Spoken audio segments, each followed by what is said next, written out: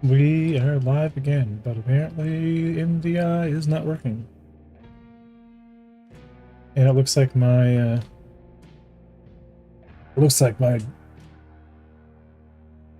app updated. My camera sensitivity is reset, which is always good.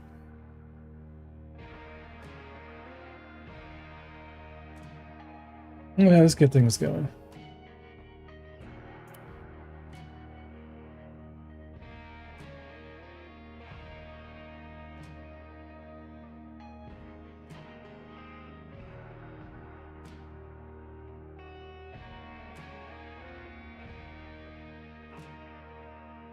Hey, Fennec. Hey, Internet Trash. Hey, Fennec, are you ready for some fishing soon?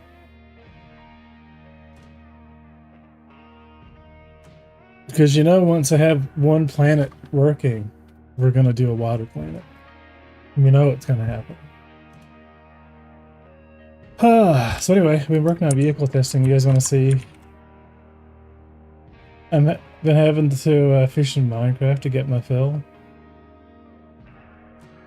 Let's go to empty testing and I'll kind of show you what we're at. I didn't stream last night. We were busy. You'll find out why. Oh, Internet Trash, you ready for this? So this is what's been added since. We have full actual, like, what is this called? Lens flare? Added lens flare shader. So, and I'm using the Asus lighting profile. I'm trying to make it look good in space and dark. Remember, the game's going to be dark, neon. Right? It's the... But, oh, look! Oh, what's this? What's this thing? Oh, what happens? Like, oh, what's this? Anyway, I'm currently having a trouble with it tipping over. But, we have a buggy! We have a buggy! We have a buggy! We have the buggy in. So anyway, what else can we do with this buggy? Let's find out. You ready to see what's new?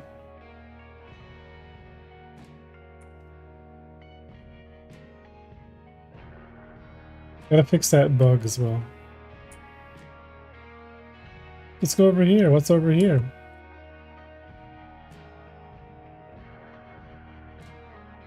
I also gotta get rid of the shadow.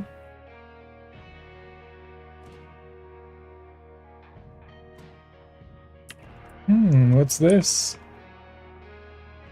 Is this a player base? And what's parked out here? Ooh. On the planet.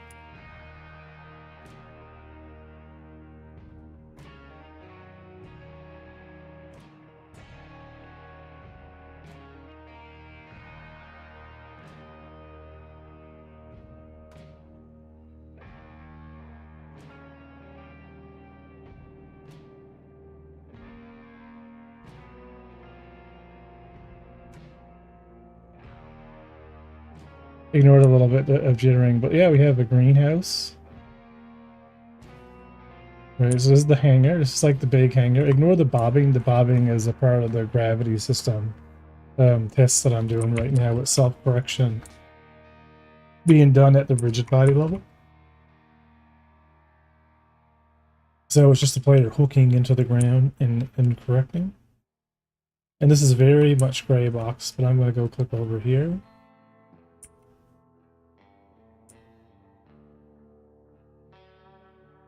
But yeah, we'll have our hangar.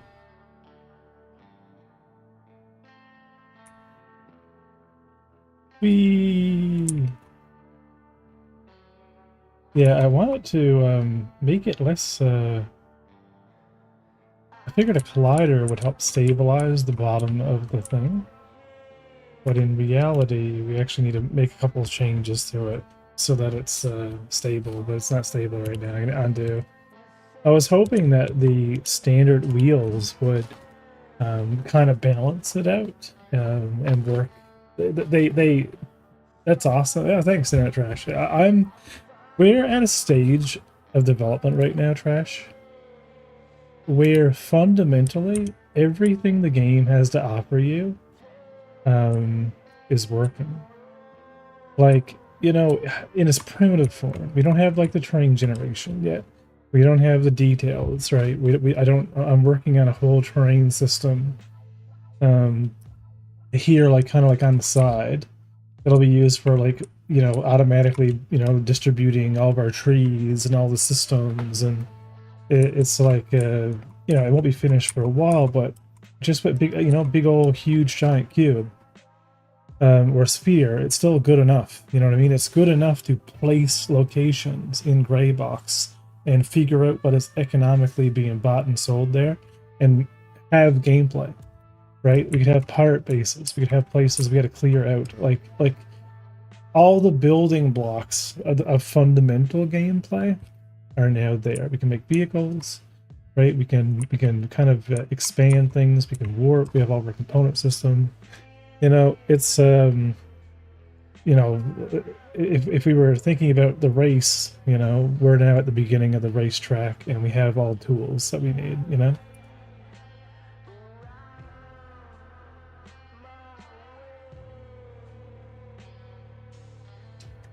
We finally built the pod racer. You know what I mean? And now we're racing. Whereas before we were putting together the pod racer, and it's like putting together the. Oh. Hello, audio. It's weird.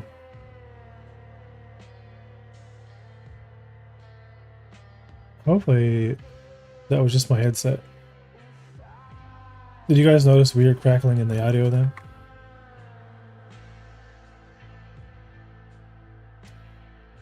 The more I watch you work on this over time, the more I see getting done. It's like you taught me, newer systems get built on early systems and stuff gets made faster. Yeah, you got to put the time into putting the time in.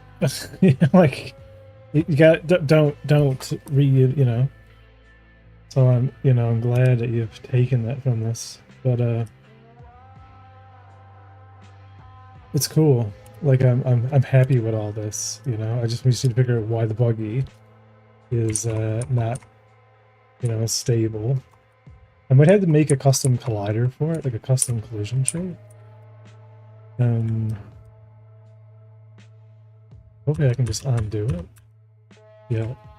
Because like this one does work, the box shape works, but it's like the issue is it gets hooked. So I need to create a shape that is just a box shape, but it's yeah, you know, kind of bent. I don't know if I can convert. Can I convert the shape under? Or can we make a CSG mesh and convert the CSG mesh into a collision shape? I wonder.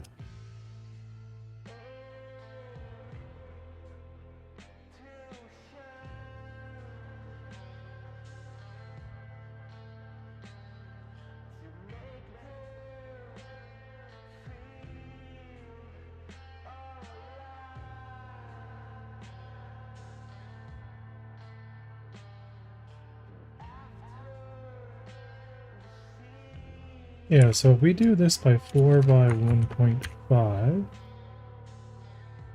because I just want a very primitive shape. All I want to do is just put 45s on the corners, just so that it's a stable shape, but we don't hook in on the front. I want to mirror the shape we've already created, pretty much. But I need to figure out how we can, how we modify them. And I'm not sure. I know there's a tool.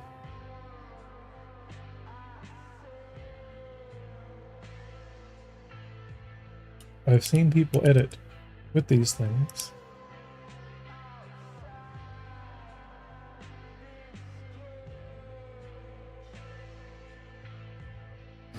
Yeah, I don't really see where we edit them.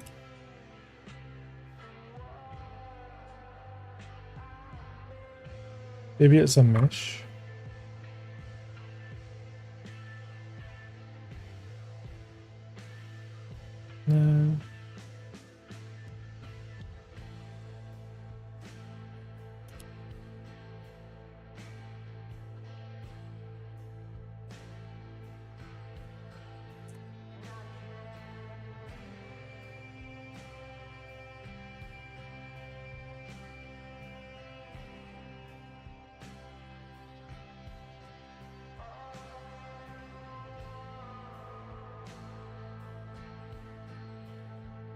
So we can do a combiner with a subtraction.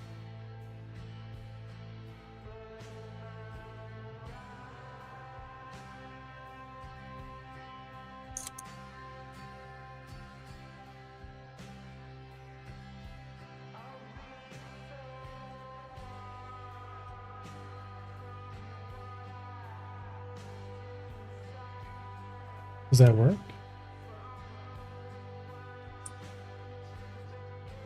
It does work.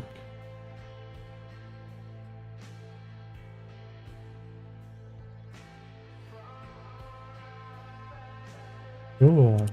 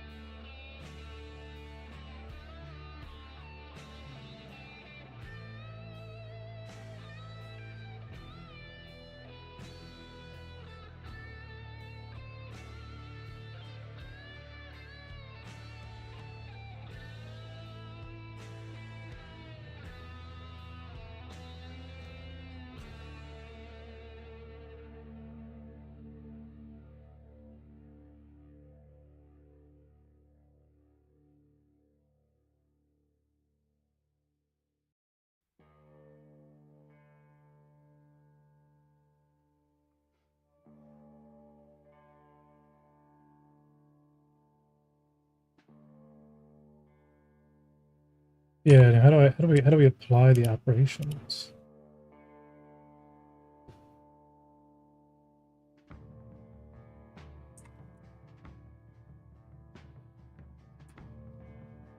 Because that would work fine.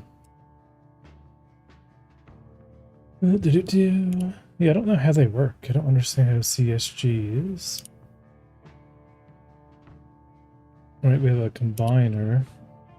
How do we combine it? Let me use these.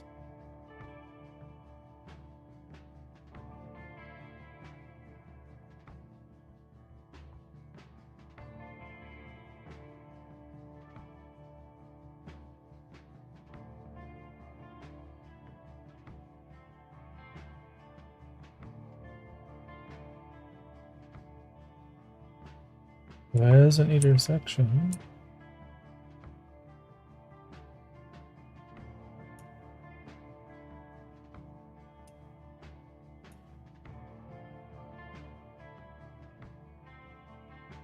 I mean, I'll go in the blender and make it, but I thought we could make things with CSGs and bake them.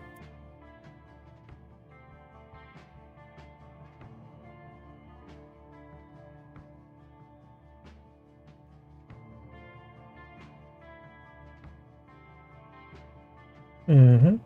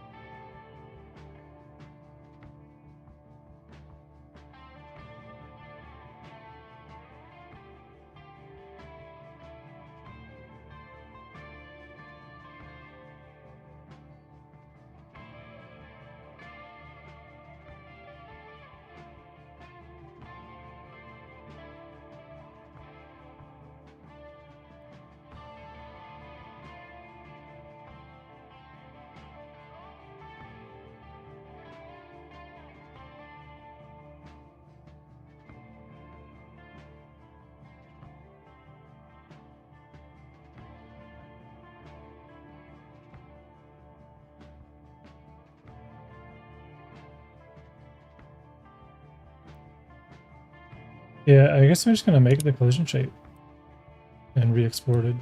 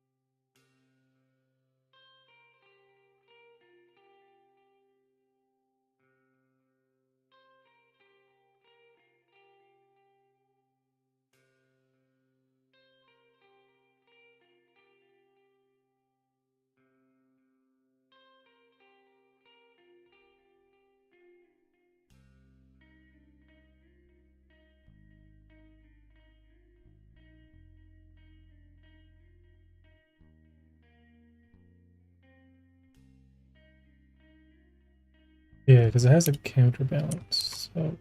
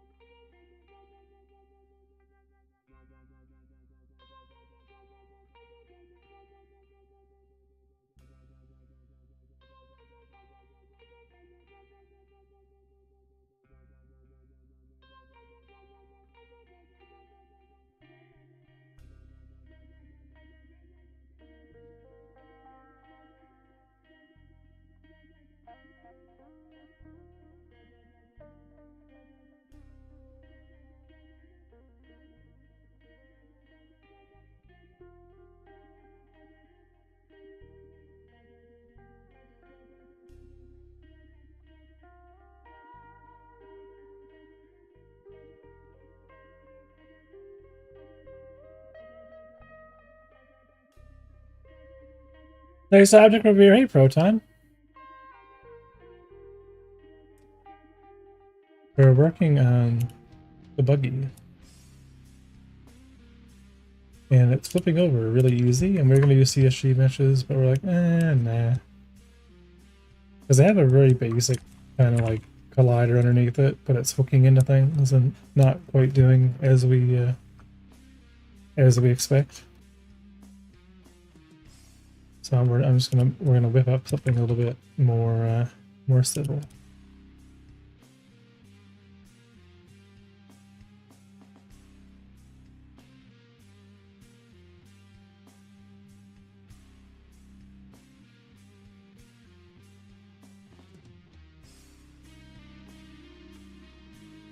Yeah.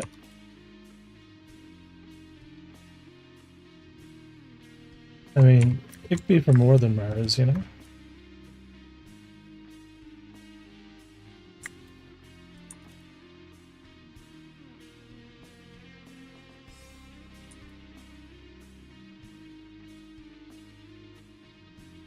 Yeah, so I want an angle that's a little tiny bit less than 45.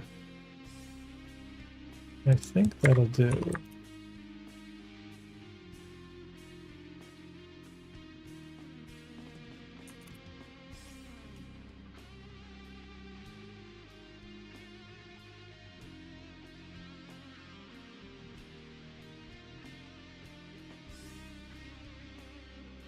You're working out.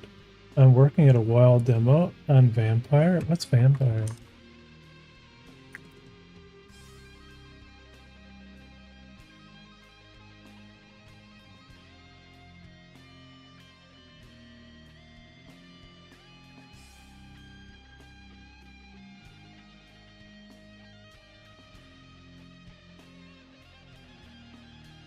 It'll be a music video. Ooh.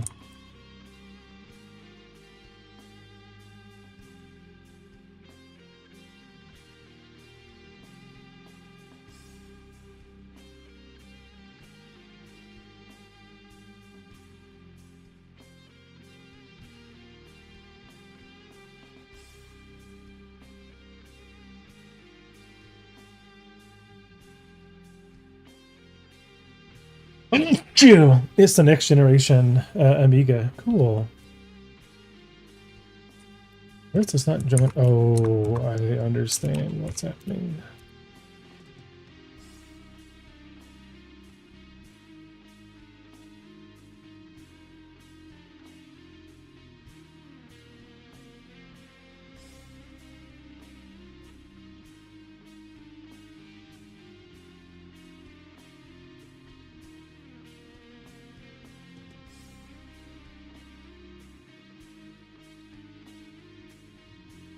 Simple primitive shapes.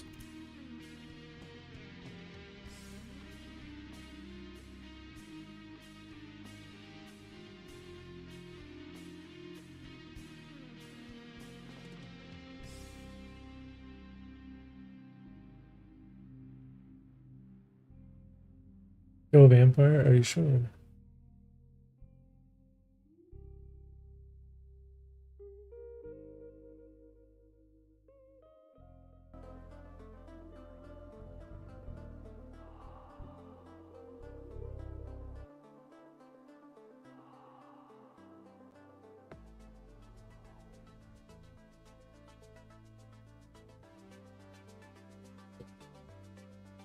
Cool. So is this whole 3D thing structured as well with the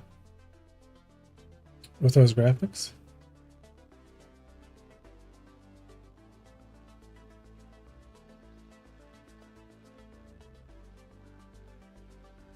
Man, demo scene stuff is so cool.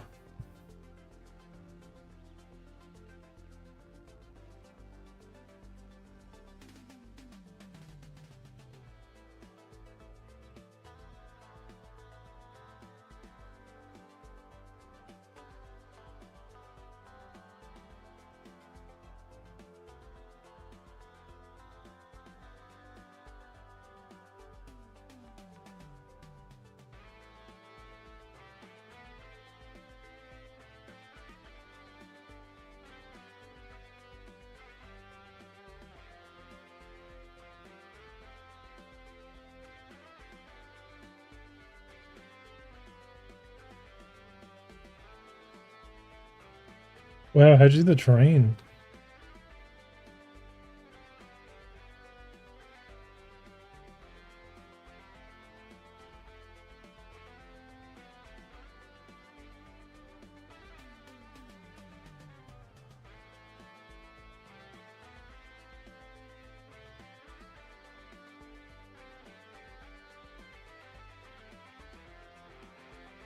So Proton, is this all done on the hardware?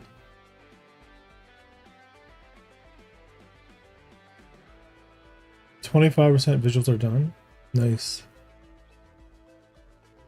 I gotta go and fix my music is complete. Nice.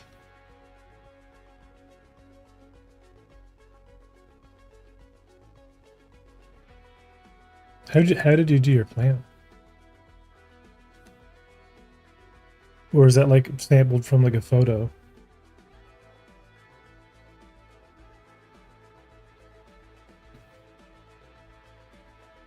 It's all done with software.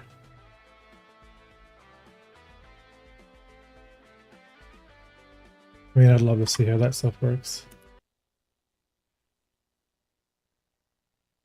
How do you even create that or word?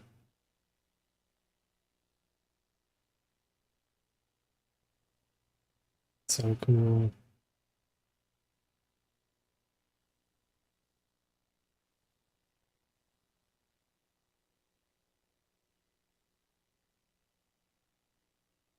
Wow.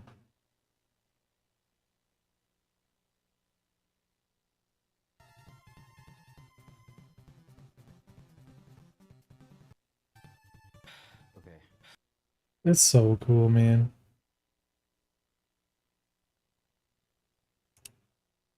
I don't even know how you understand this stuff. It's so crazy.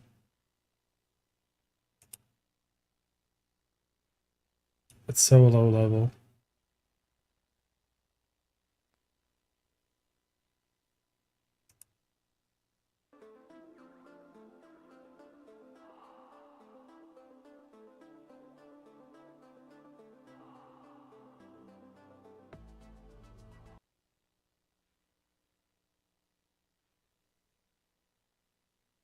Completely.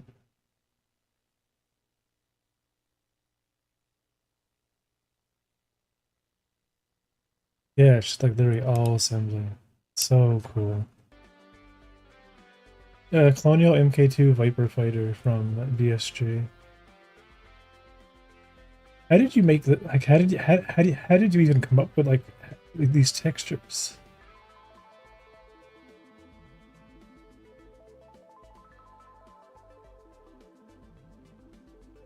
Radiance, red.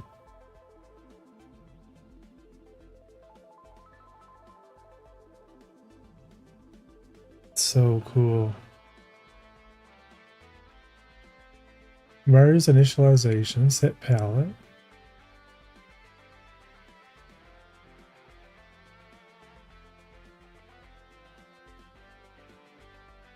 Because you'd have to artistically still know what you're creating. It's so cool. Looks so detailed.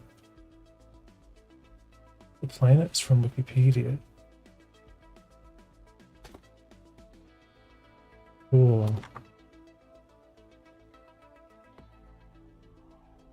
So you're like reading in the pure image data?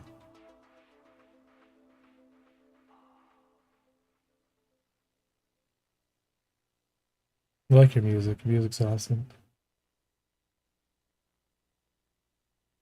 Look at some of this prototyping stuff. Some of this stuff is so cool. Amiga Vampire.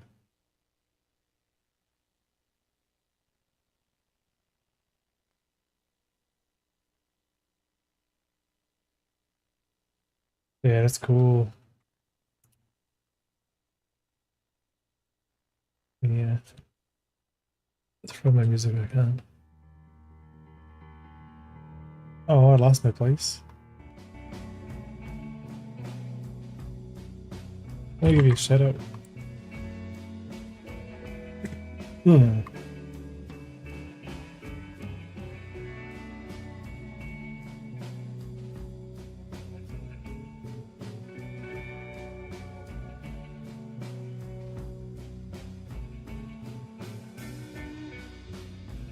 Hey, Fixes, how's it going?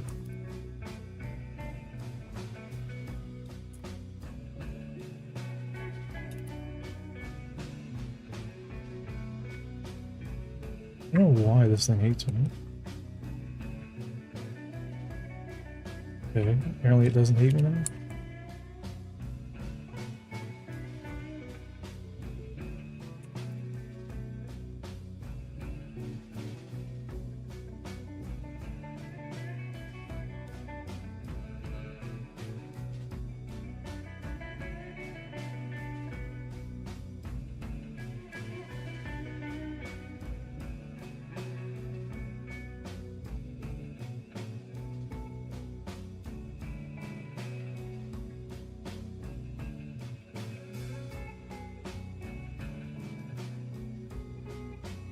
Yeah, we'll see what that's like for stability.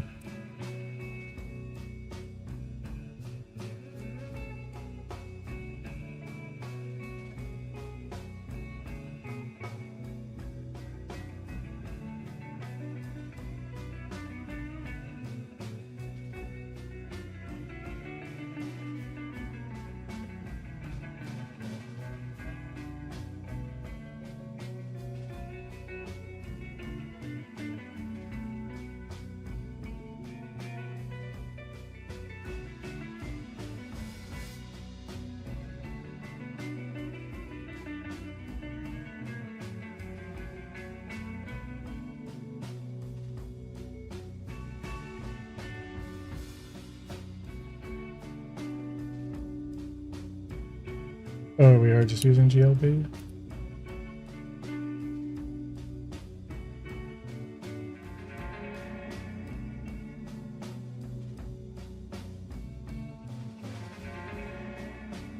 Yeah, so let's get rid.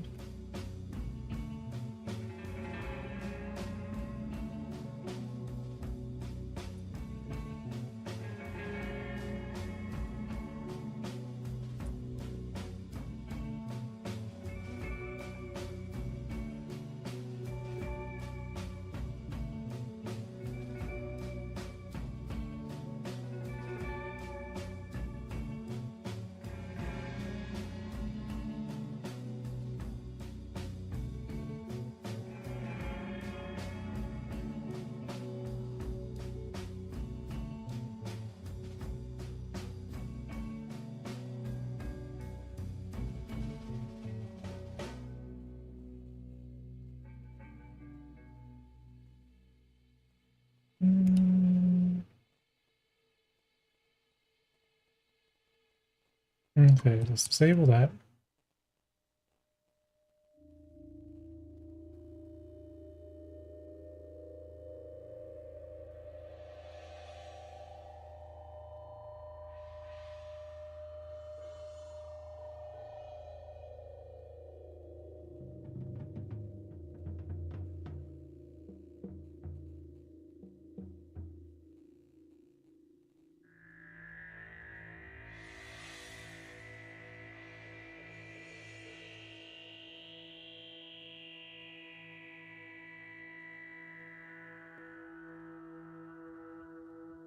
Why is there scale weird? Oh, because it is.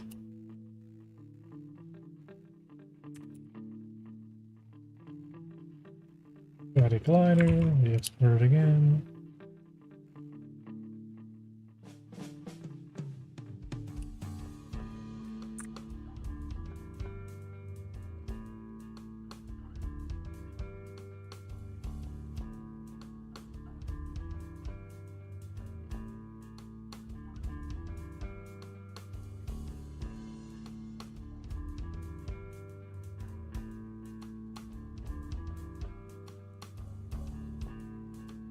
Yeah, I wonder if that's going to be too rocky.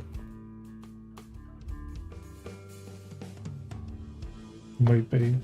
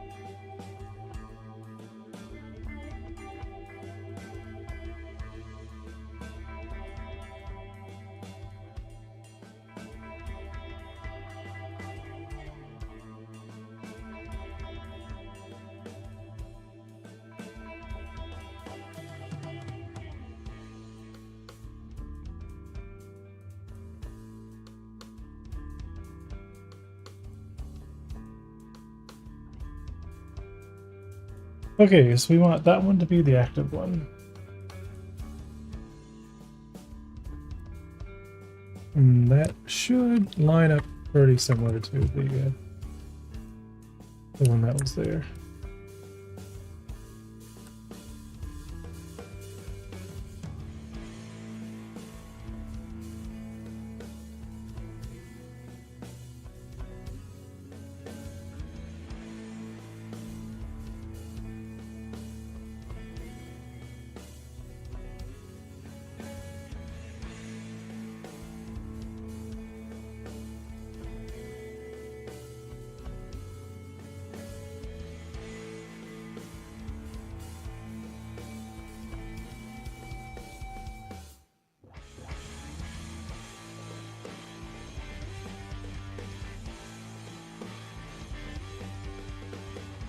Okay, yeah, that looks better. I think is why did the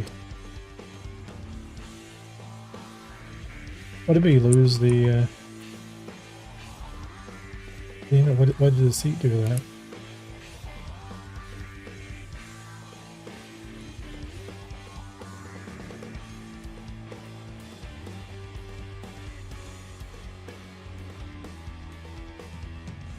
Yeah, it's weird. What is it? Yeah, let's take a look. Yeah, that should have imported okay.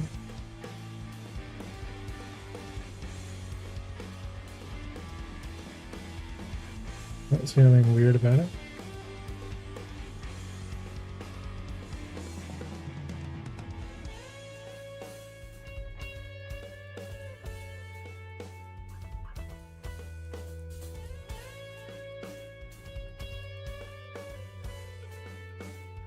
Unless I put the seat in there. I don't think I did.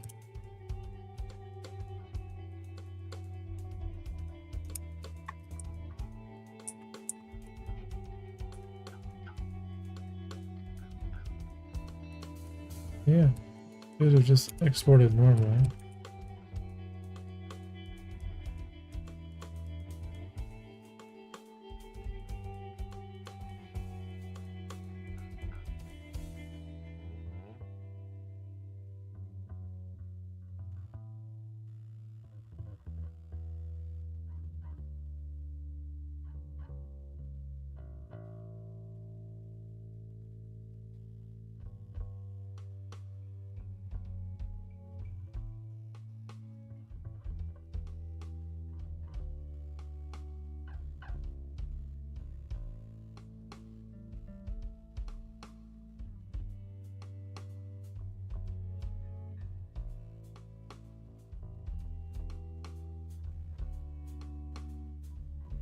Nope, don't say anything weird about that.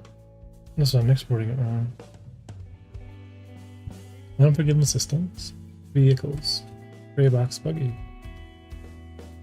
DLB with no animation data. I export it. I go to here. Not detecting it. View inherited scene.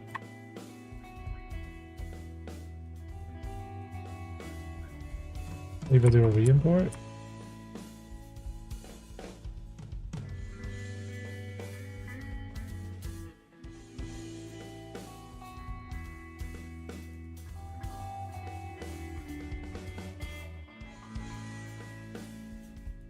Oh, weird.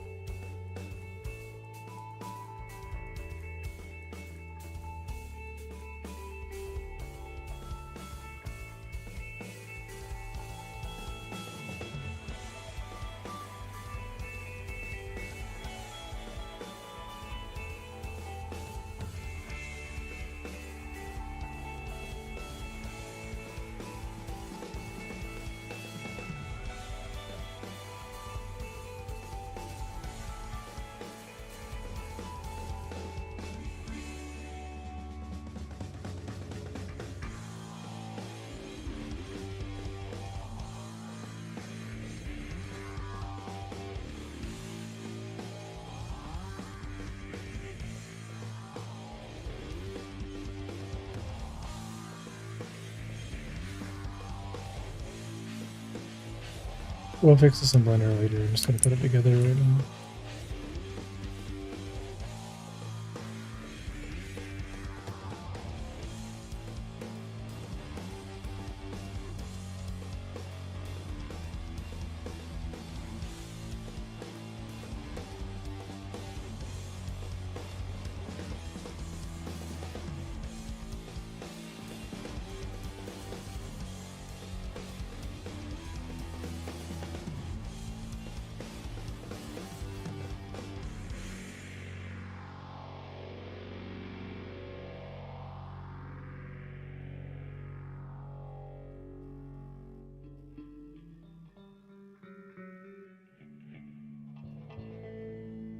Do do do do do do do.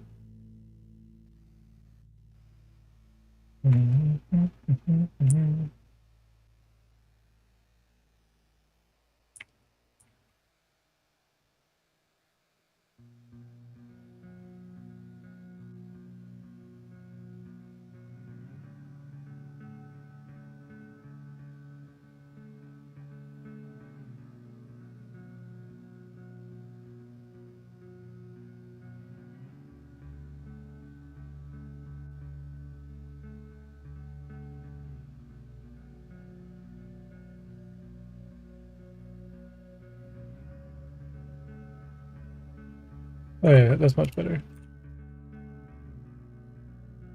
All right, let's go try the one going around the planet and do what I was going to showcase here earlier. Then we can delete that other collider once it works. So Fictious, or Apixius, we now finally have, I guess, all the fundamentals of the game at this point. You know, we have planets. Hello.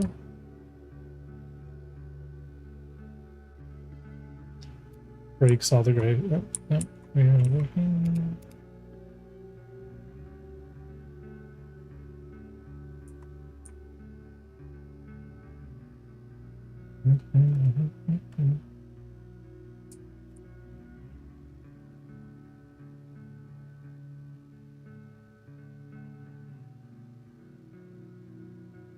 Do do do do do do.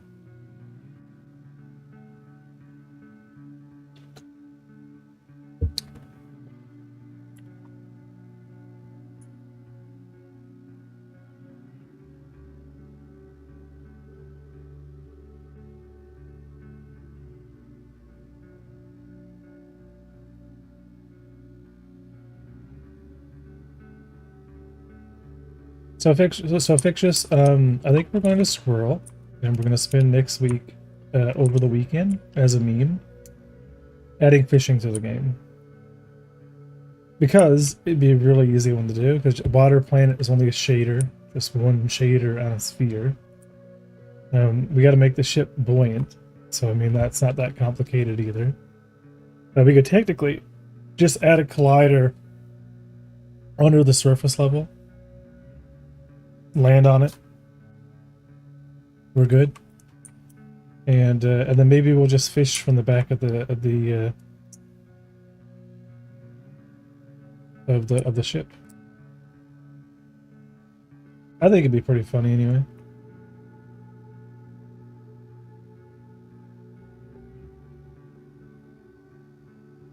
Makes the best fishing simulator. I like it. It's going to happen. That's going to be our weekend project. We're going to head over and find the buggy that I left over here. What I love about things now, sense of scale. Sense of scale is becoming super cool. You can see the shadow of the... You can see the shadow... Because I'm kind of moving the skybox light. To like, don't forget the beer, that's true. We have beer.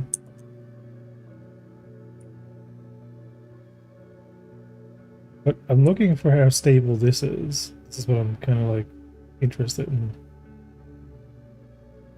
So we're a bit floaty, but that's because we don't like the collision shape of this planet is perfectly sphere, but the geometry isn't. Oh no, this is actually great. Well, maybe not. We're kind of tilting on ourselves. We're kind of biting into our own bottom collider. We tip over?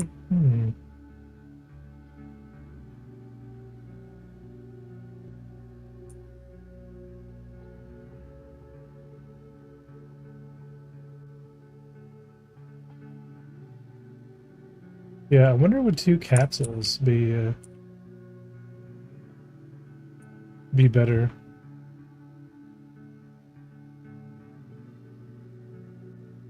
Like a capsule on front, a capsule on back. Like it works fine as a Yeah, because we're digging in.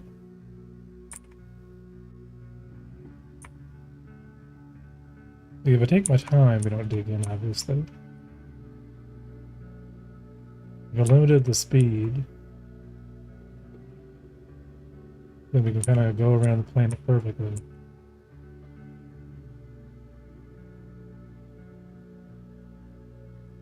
But the second we kind of get a bit of a wobble going, it's a little bit jank. You wouldn't think so, though. We're using 45s.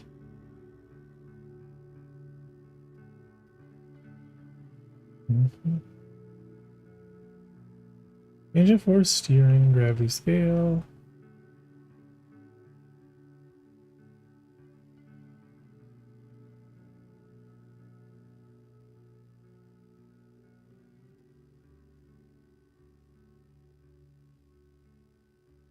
Oh, we can do interpolation?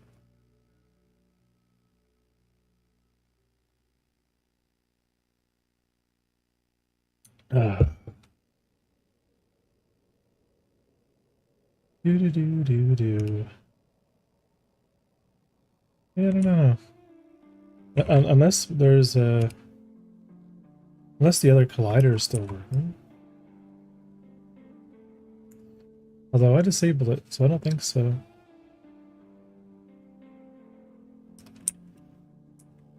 We'll see, that one's much more stable if I just use that. Oh, what are we complaining? Oh. When using concave polysheets tend to work with static.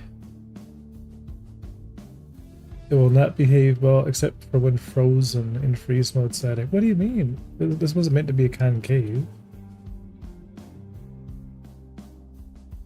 It was meant to be convex. Okay, hang on. Maybe we gotta do convex collider only. Is it CONV collider? Convex collider.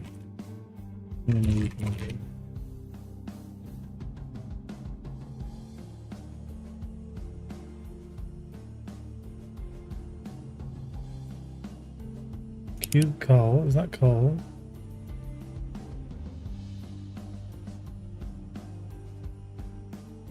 Oh, I know what we'll do.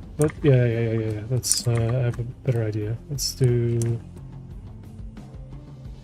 not do this. Let's go in to the body. Because ideally this collision shape can be disabled as well. So we don't need this adding mass to the ship. And then in the inner model pieces, we'll make this editable. And we'll go into our collider. Yeah, okay. And CONV call. That should do it. I'm gonna re-export it again.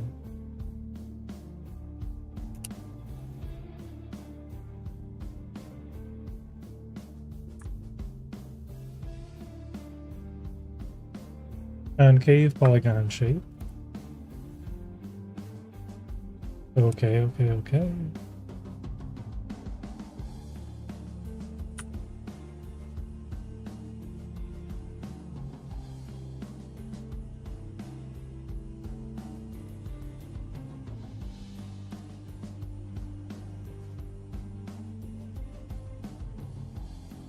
Yeah, it should be convex. I mean, I could just import it as a mesh and then do it manually.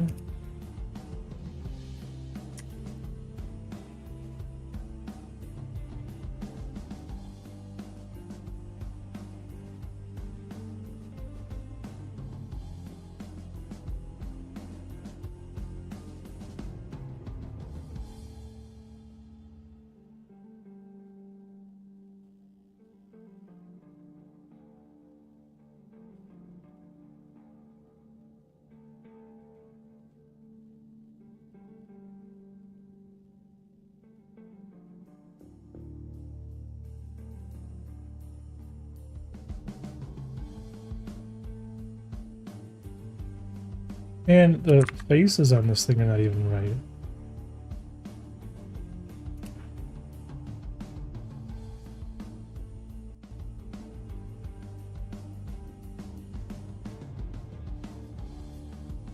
Oh no.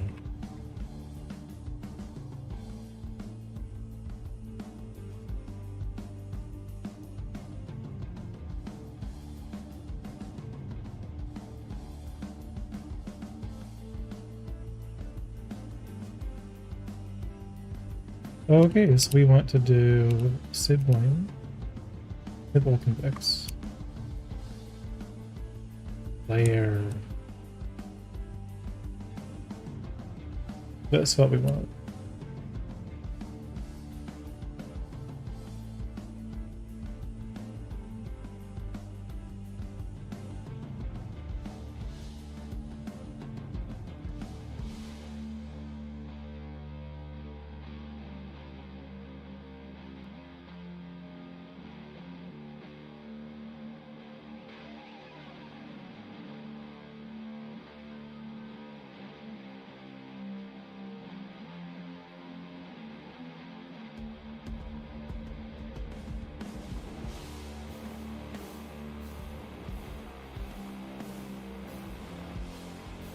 Okay, that should be a little bit more stable.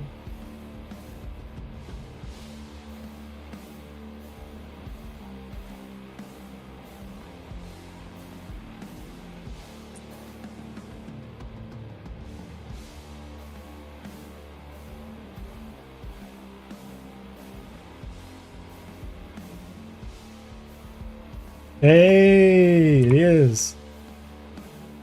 Oh, it's great. Okay, that's much, yeah, so simple physics, nothing complicated. Whee! Okay. Good. Easy peasy. And I trust that enough that we can actually delete that other collider. The one that we disabled.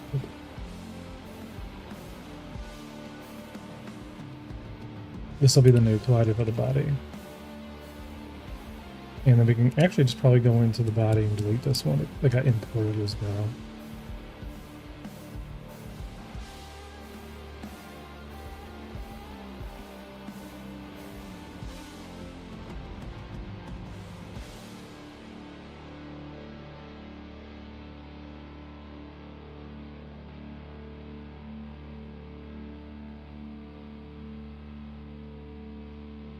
Alright, keeping it simple, and let's go head down to the planet. And go ride around for a bit. What are you guys thinking about the lens flare? You think the lens flare adds to it? And this is not even on the main project, this is just in systems. These are just some of the lighting improvements I was making while setting the star up. Yeah, this seems like, let's see if I can actually kind of fly up here. I can. Alright, let's try to run over some things. Oh yeah, perfect. Okay. Works. Yeah, we had like a beer storage in the back. Alright, we're going to the planet. Let's actually fix the warp drive.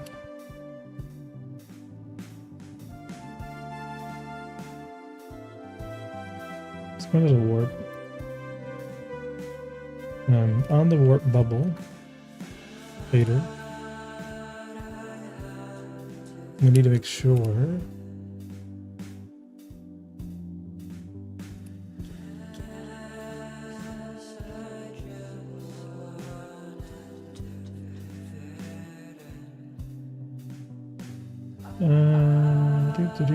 Hey, Munglo. We need to. Well, I might have to actually edit this real quick. We're gonna warp to.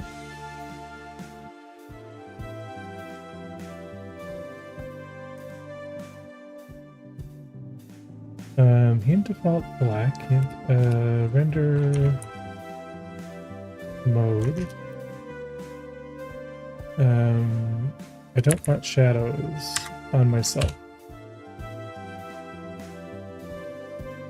Yeah, so no shadows.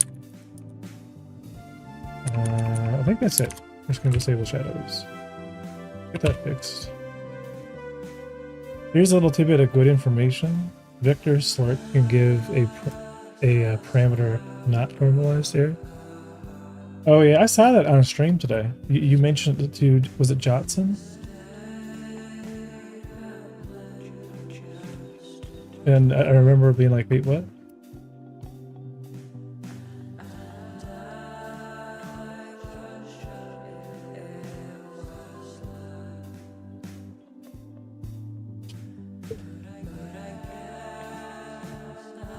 But the error can be that both vectors are the same. Both vectors are the same. Gotcha.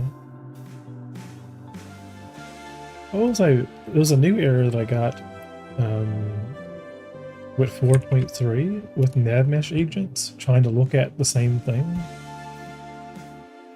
and it was just spitting out tons of shit.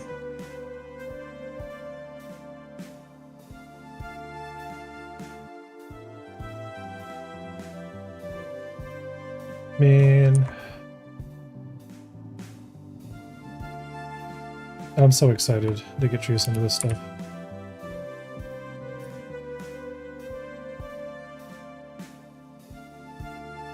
I mentioned in Johnson's chat that slurp file back to lerp if both vectors are 0. Gotcha, yeah, that's what I remember hearing. Okay, yeah, now we're not getting the shadow. How's it going, Steve? I'm just warping to a player tab. And I'm going to fly around in a buggy. So I'm just warping to my base here. And I'm going to run over and grab that buggy that's there, but we're going to land normally here first.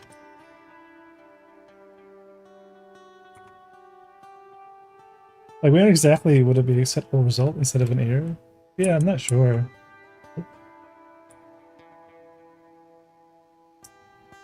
This little wobble is a new little bug that I introduced intentionally.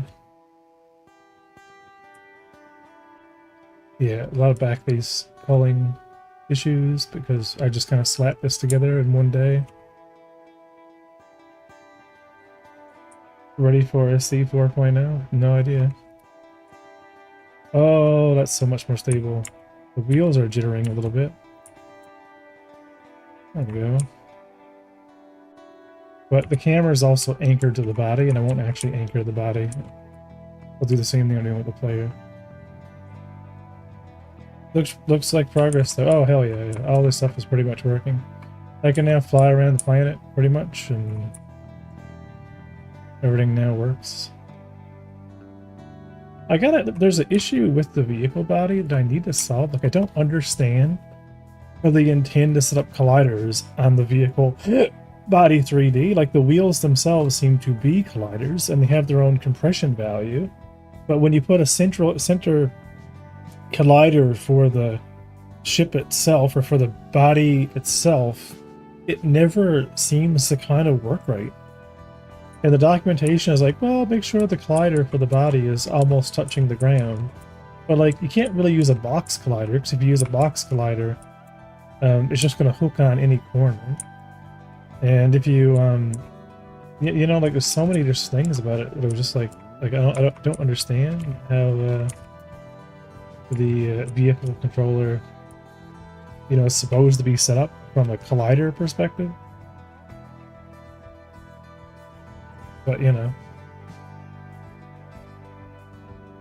I would assume documentation. Yeah, it's like, you know, like, and I haven't downloaded the documentation for the the example projects, because I should really go through the you know, the example projects of it all. But I do like this gray box. Like, I think the size wise, this is totally fine for like a player base. Maybe even a bit too big. The vehicle that almost touches the ground would be like a high center everywhere. Yeah, it's like this, you know, the wheels work as their own colliders, and they have their own springs for like a virtual suspension system. But then, like, what do you do with the body? It doesn't make sense. That's the idea. Right now we're going to use them for outposts for buying and selling things, but they are modules. The idea is you would place a standard, like a core module. Let's fly over there.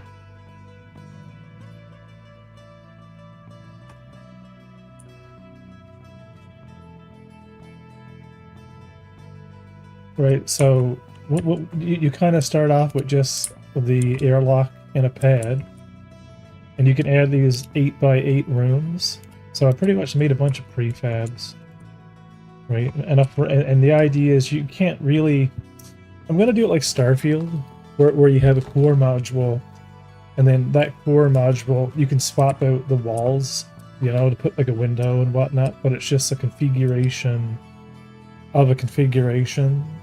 So it works kind of like put down the base and then go in the base and then change out, you know, the configuration within itself, because it makes it a lot easier to snap things together that way and kind of extend upon a base node. So there's always like a root that makes the system, which would be like the airlock. So you'd put down an airlock, and then from the airlock you would just build, and it would dynamically put spires in the ground underneath it.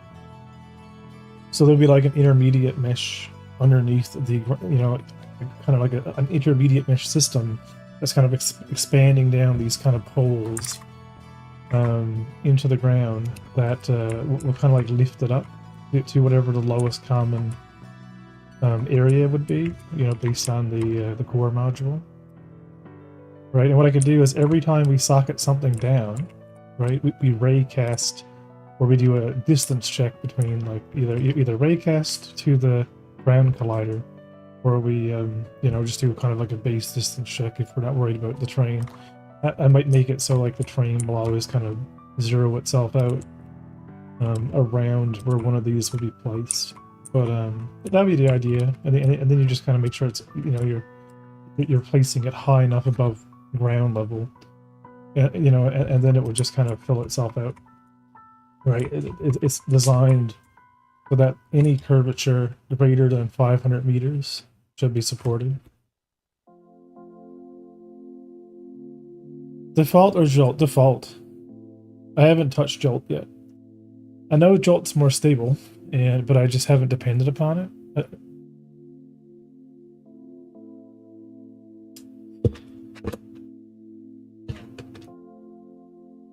No, what?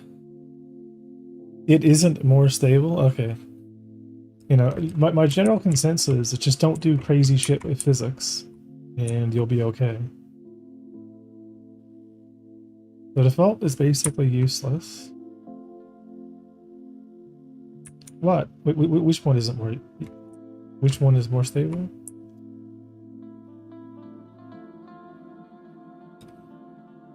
So saying Jolt is more stable is maximum understating it.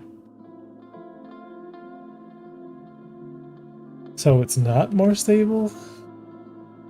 Or it is more stable?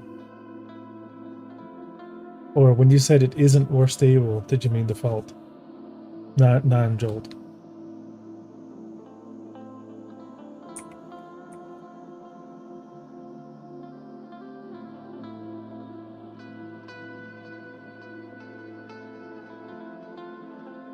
Oh, no, I'm not implying that at all. I'm just, for me to get Jolt working, remember, I'm using a custom 64-bit version. So, you know, I need to know that I can actually keep up to date with it, and that it's going to work in, you know, in the 64-bit version of Godot. I can't just go to the asset store and like download it. It's not going to work.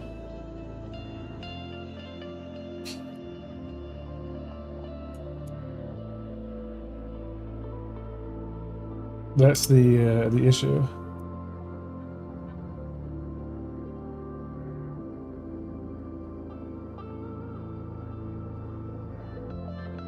Okay, so I like all this. Buggy seems to be more stable, so that's good.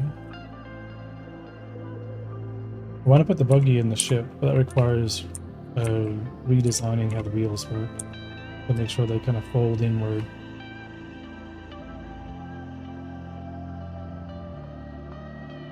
Though I could make them kind of...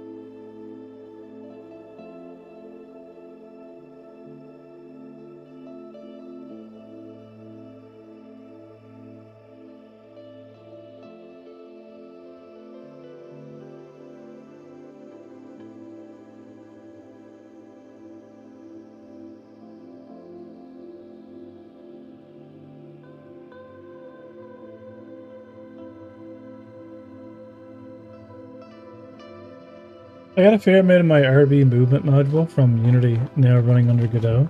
Oh, cool. That's awesome.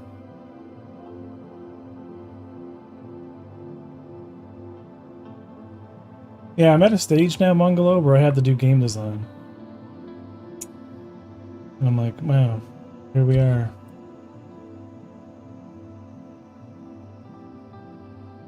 What did that scale? I feel like I just scaled. Maybe I can't save this.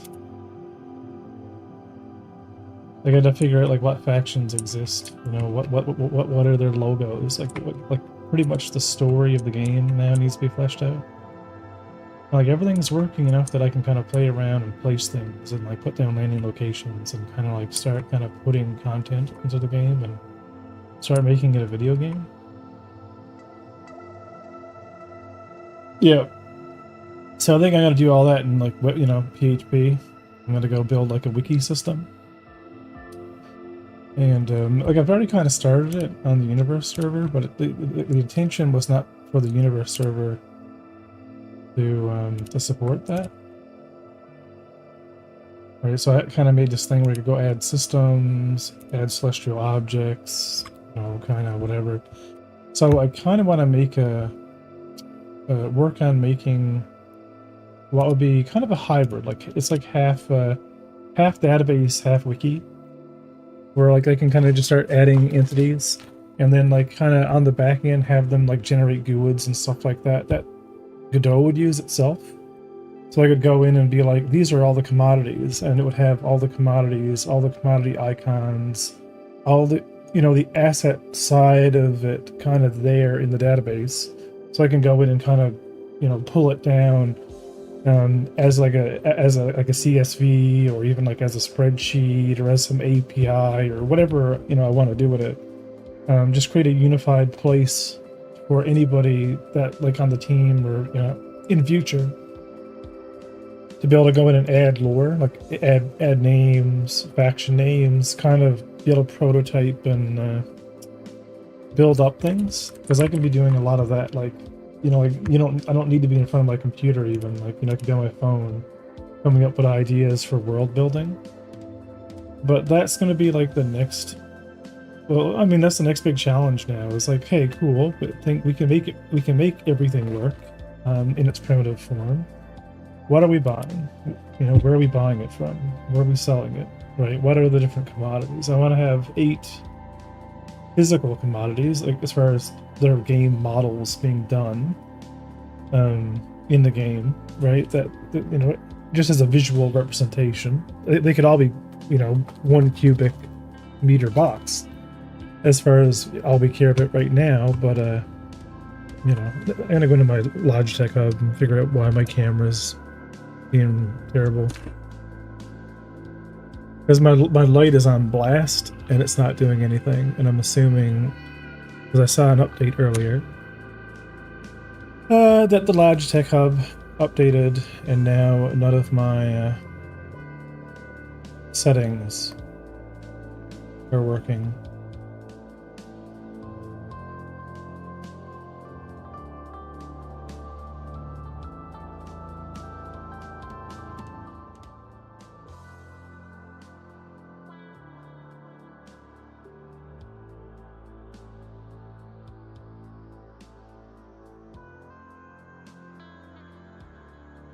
Okay, exposure, auto, white balance.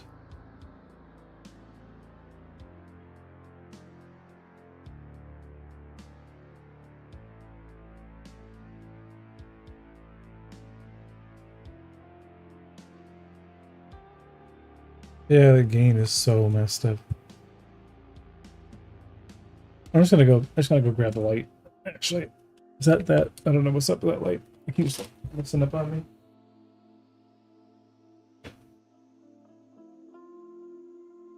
So I'm just gonna turn on the lights here in the house. No, it's probably gonna be way too bright and blown out, but at least it's better than that thing. So yeah, world building. World building is now going to be a key aspect of the test system. So I'm working, I got to redo, I don't know if you remember, in Unity for my cargo grids, let me just switch back. I had a voxel-based system where I could give each cargo type a shape by just giving it like a 1 meter by 1 meter, you know, like set of points that defines it in a voxel volume. And I can kind of like use it to kind of like snap bigger, like 2 by 2 or 2 by 6 components like into the grid. And if they can't fit, then it doesn't give it a point. Like it doesn't actually light up, you know, that we can actually snap it into place. I never had the opportunity to actually get that working. So right now it's just a grid and it just, you know, rounds to the nearest 1 meter placement. But I actually want to get that working again now because I want to get the economic system for buying stuff, auto spawning it in, you know, and not just placing it and bouncing it all over the place, but just stacking it correctly based on the type of item. So finding in the voxel volume of cargo, right, the nearest, you know, like voxel area that represents, you know, that volume shape. And as I kind of buy things, it'll just kind of like rearrange itself until it's filled. And then I can also use that voxel volume to determine, you know, mathematically if you know, an area is free on top of another area, or only make recommendations when we're dragging things into the volume, you know, of an area, like the lowest one. So you don't, you know, you can't just place something floating in the air, right? So I want to kind of get that working, you know, this week, and figure out which of the 8 commodities, you know, that I'm going to actually, you know, fully kind of detail, so we can have different boxes. I want to do like a little trailer applying a bunch of different commodity types, but I also want to kind of like do some play testing with those values and see, like, you know, if we have some really expensive commodities, how much would it cost to fill the ship, and you know, like how, like what would that kind of curve of buy and sell kind of look like. So a lot of spreadsheet work. That's going to be like, you know, going forward, like a lot of spreadsheet work, a lot of design, a lot of world building.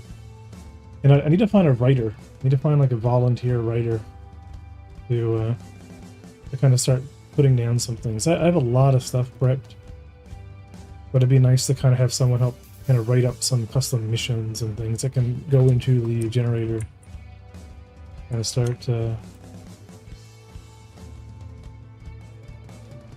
One of these days I'll fix the stupid bug of my world. Because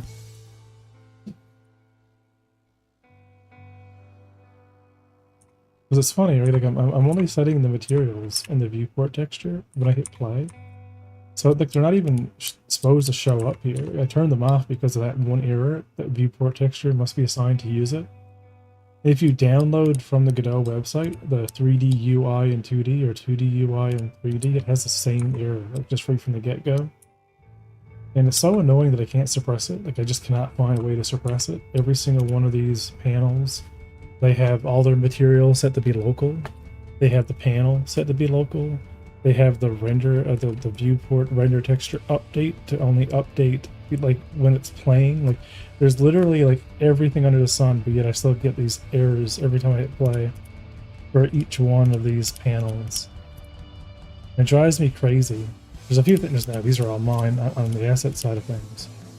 But I really wish I could get rid of that error. I really wish it would just work in the UI, to be honest. Like I wouldn't mind actually seeing my 3D panels, and I could set them up to be seen again. You know, if I wasn't worried about that stupid error. Because I don't see any reason why not. Like why not to have them shown. instead of like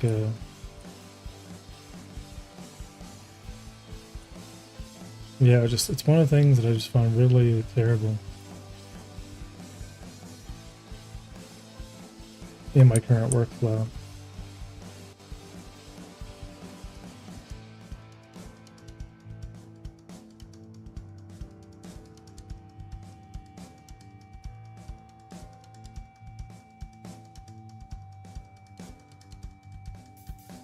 So on the active sprint for this week, let's find a good water shader. Right, that'll work. That will work. Now let's do it. Now that way, if we find a good water shader, make spherical water planet, because that's going to be super easy peasy. Let's backlog the skin shader because it's not a priority right now. Right, adding the cargo boxes is kind of what we were working on. I do want to do more work on mixed mode this week. And we still need to finish the bottom axis panel.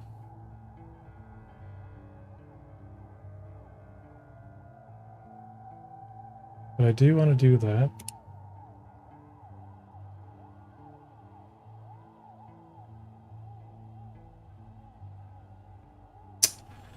Mixed mode, I wonder if I have inner 3D.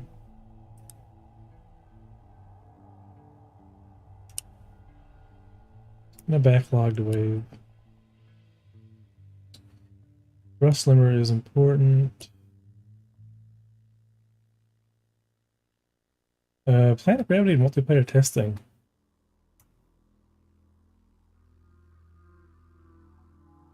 It should work. That's actually a good one, actually, to do now. Because it should work anyway.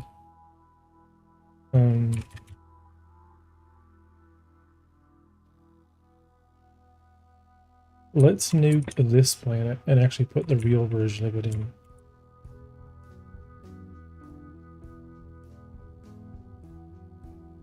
Actually, I'll keep its position. And then we'll put this planet in underneath it.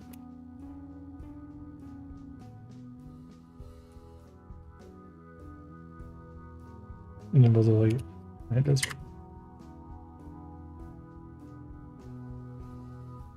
So players won't realize it, but this one will be a fully functioning planet. And I want to kind of set this up like we did before.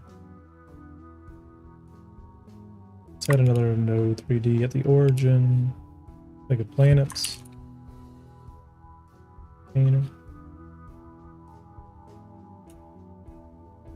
Put planet test in there.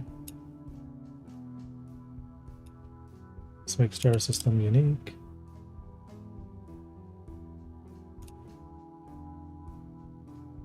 I get this organized.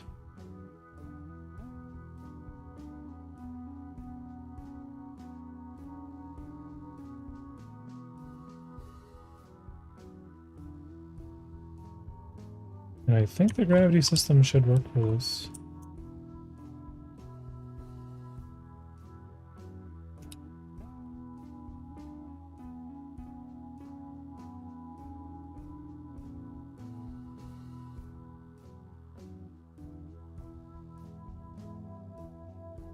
The question is, are the layers actually set up for it? They're probably not.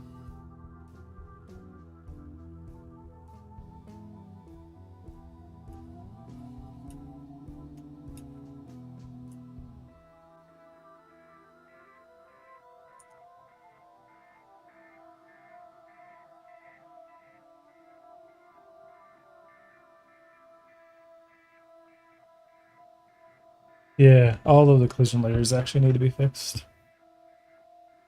And gravity needs to be kind of set up for the multiplayer player. Because they are not being aligned. Because we changed the way gravity works.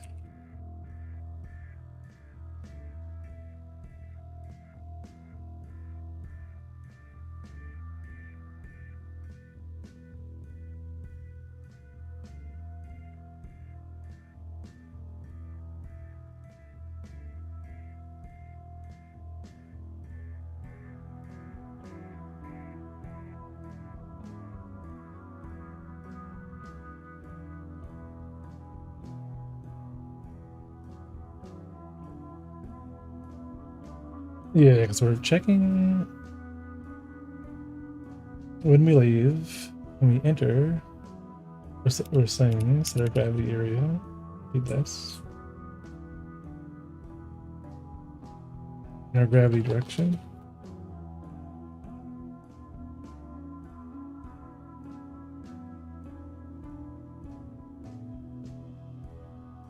So we should have.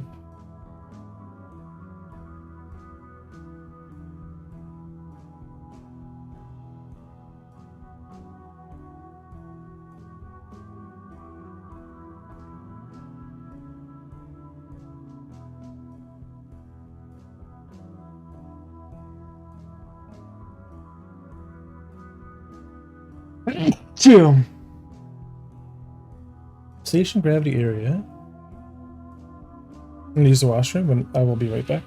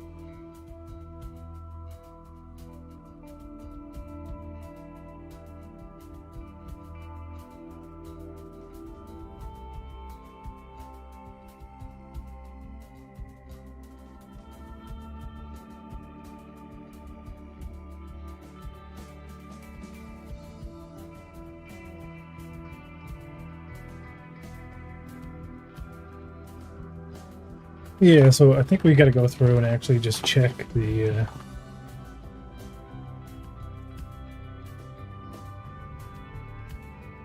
Because we used to do a bunch of weird stuff, like if it was a parent, we do, we don't. But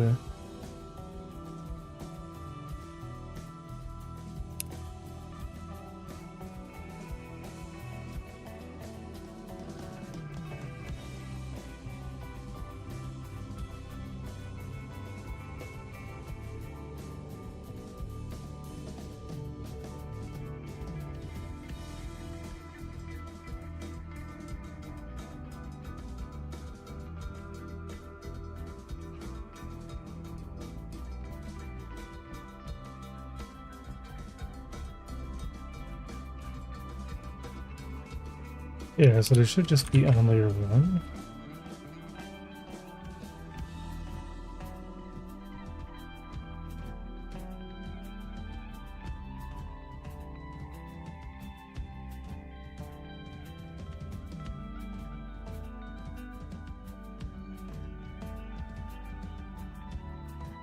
Alright, so we're 1, 2, 1, 2, 21, 22, 20.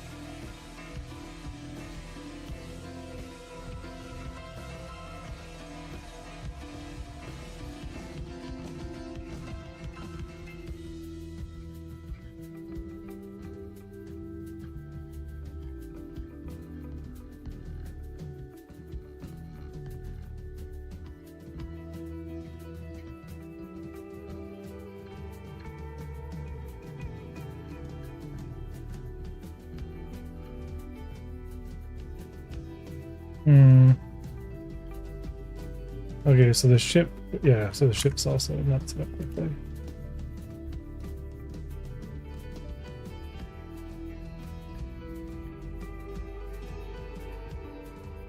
So on this one, we're assigned 2, 2. And for our gravity volume,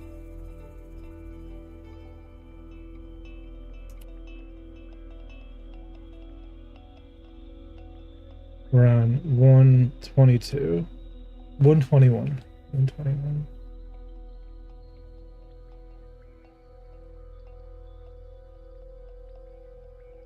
So we should be not on these anymore.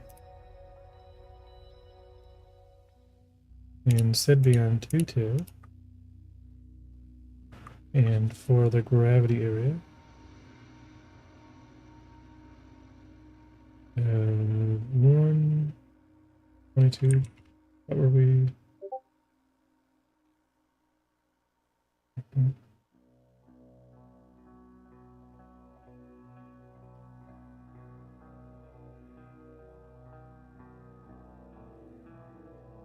Just 121 on gravity area.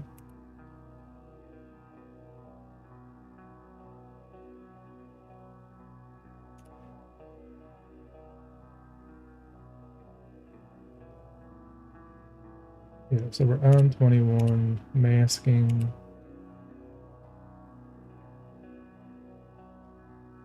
The 1. Because we're only detecting players. Technically, we should be detecting cargo and everything, but we're going to redo the collision moves. Alright. That seems to be good.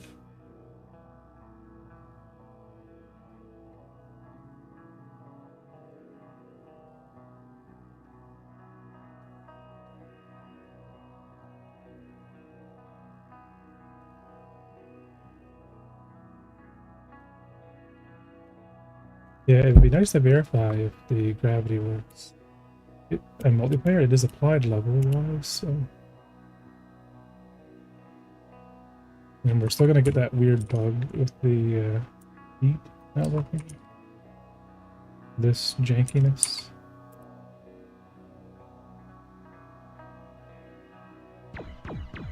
Alright.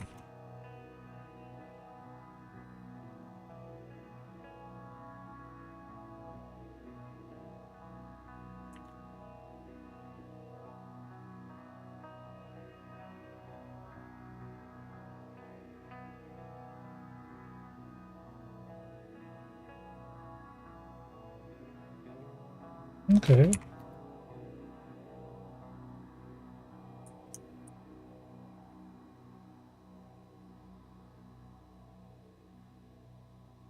Close.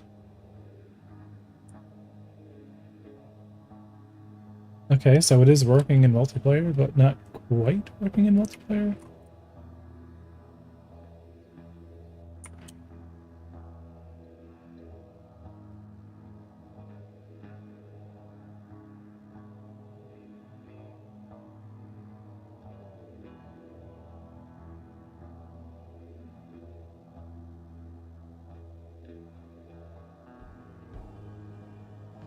Hey, uniform.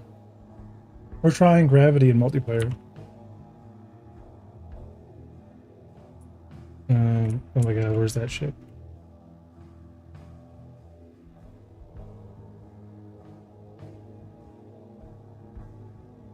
Yeah, the thing that's anchoring me is drifting.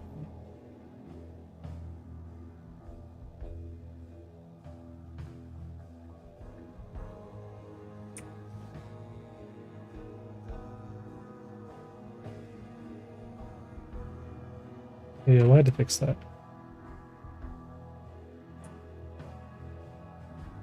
Because it's kind of freaking out and moving, right?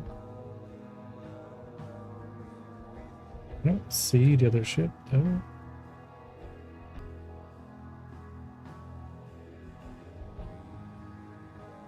Hmm.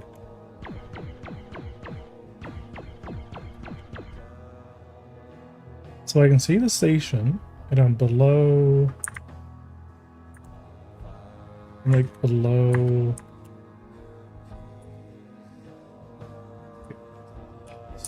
Rock. Oh, I'm under the moon.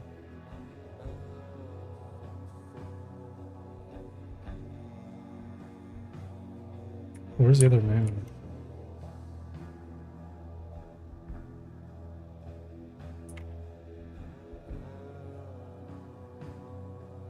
Today I'm finding the planet.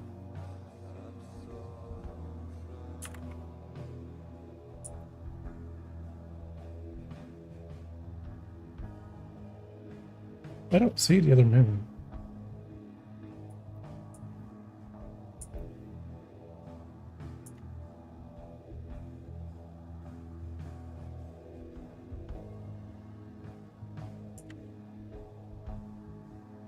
Oh, it's over there. So I should be on this planet.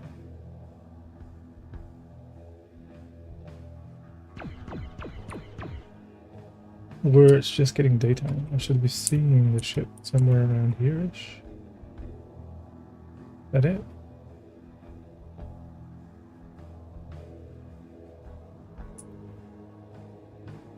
Unless I'm on the other side? No, because that looks like...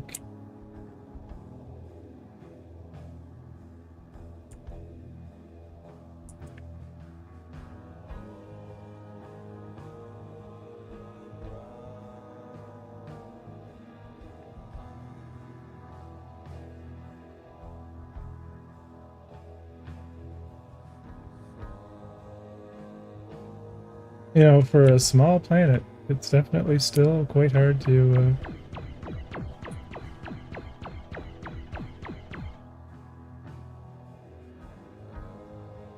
see me. So I'm between... I'm parked between the moon and the red star.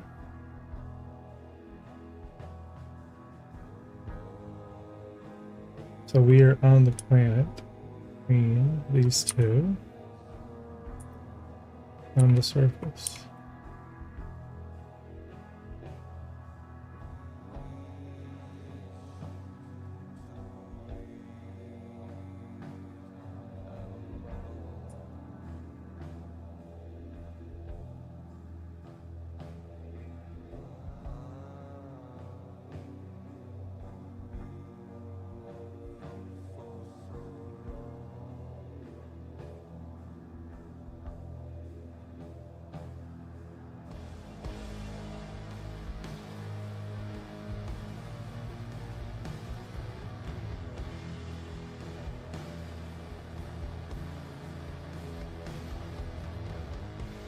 What are the cashiers that we're getting? Oh, on chip display? Once we have an empty node. Okay, using your stream to keep me from pulling it what hair you have left. Oh no.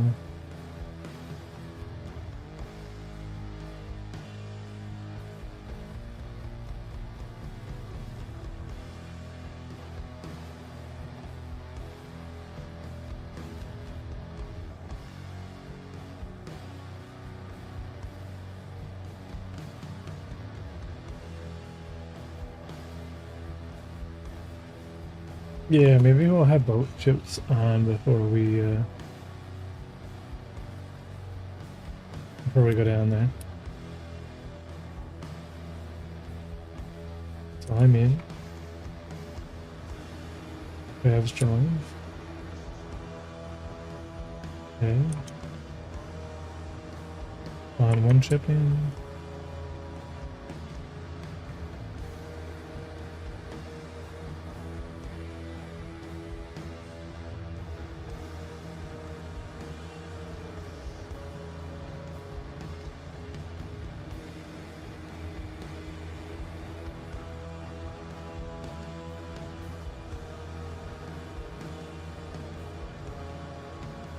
Gravity seems to be working.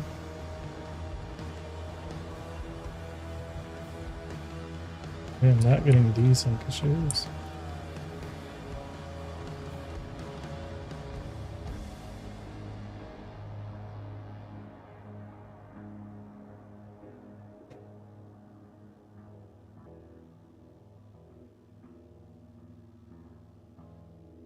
Oh god.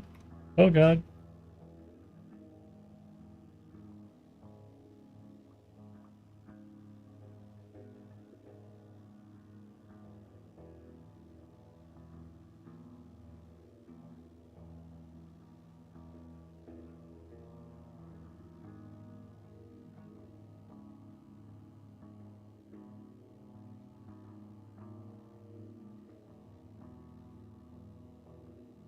Okay, I've arrived on the gravity too.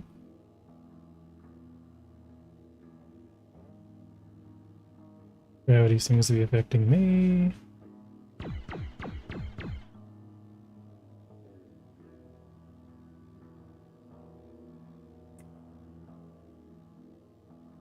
Yeah, so the only thing is the animations are not working in gravity. But the alignments are working, the IK is working. Over here, which is nice. Do do do do do do. Oh yeah, so everything is working in multiplayer for gravity, but we're not. And I think it's because I need to adjust. We have a new thing we need to set up for the way that the movement system works for the player net for movement. Because the old one.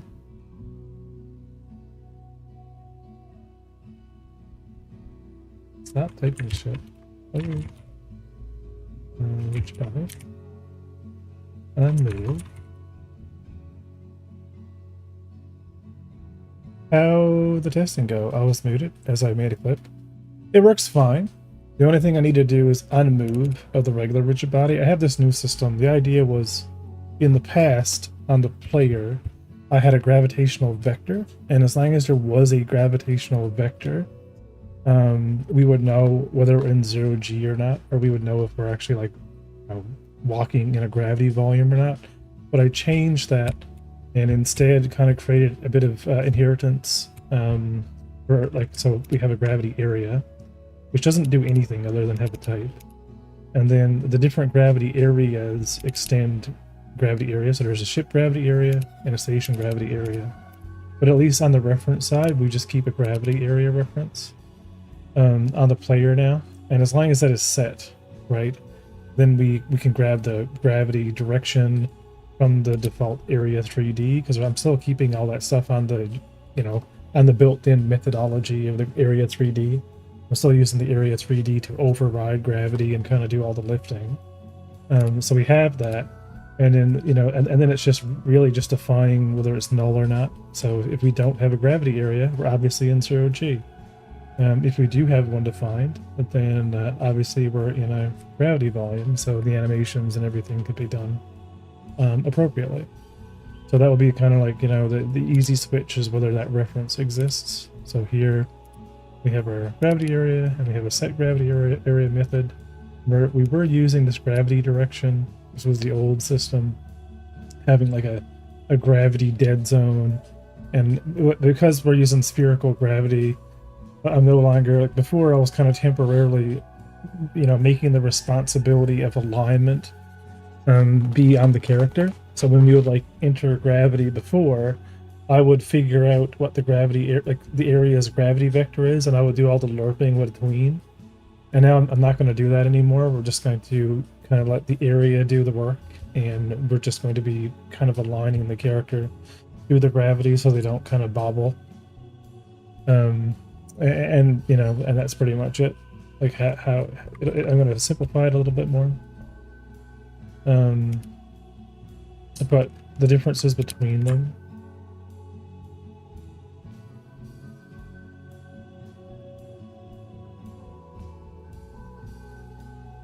Isn't that called move?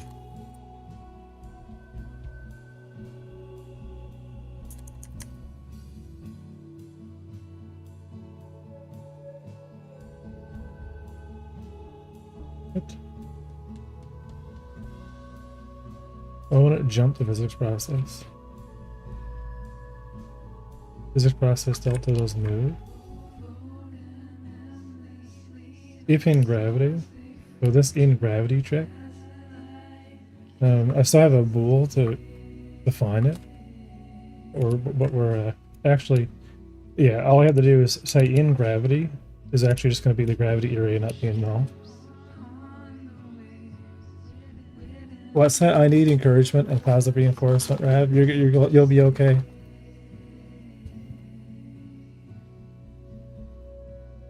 How's that? You are going to be okay.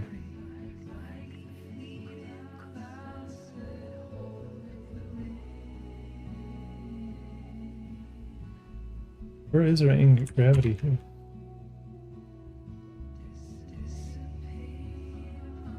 What?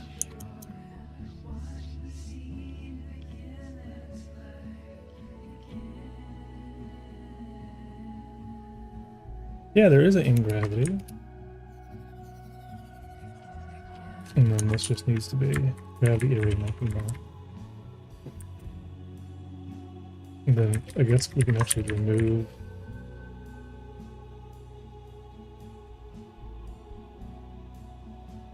stuff. Wrong thing being okay, what?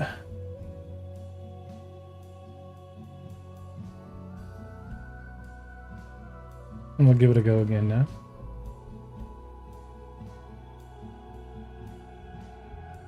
You're always welcome to test the build. What I would love to get set up soon is like nightlies. I would love to be able to kind of like set up a system that just automatically takes the project as a build, and then run some tests to see if it fails, and then automatically pushes it to the actual like downloads. That'd be awesome.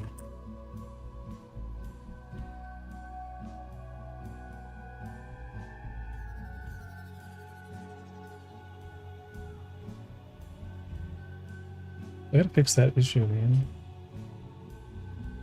Alright, let's warp over here. Because it would be nice to know if gravity actually works for multiplayer. Oh my god, it's so fast coming out of the warp. Note to self. Warp is fast. Gravity is weak. Okay.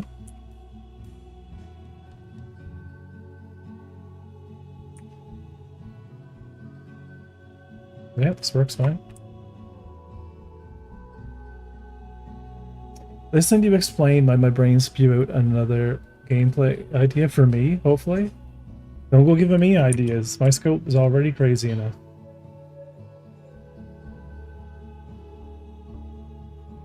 I need to finish the ones I've already came up with.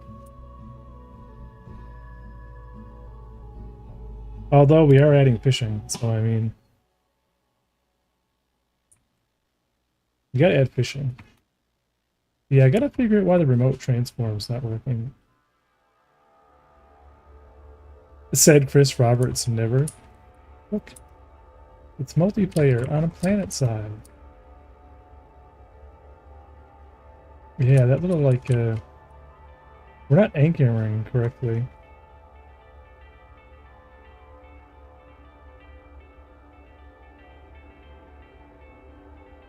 Look at that. Look at our two little players.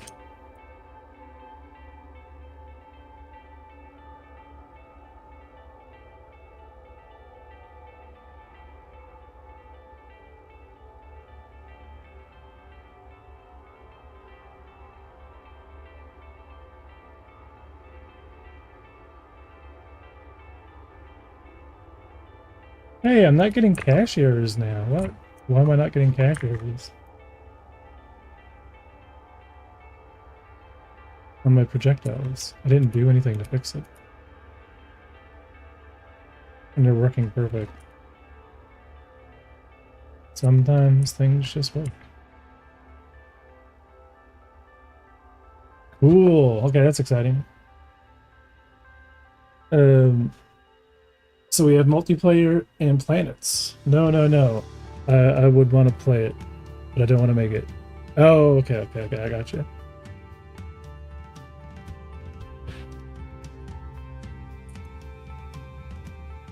I'm gonna get a screenshot.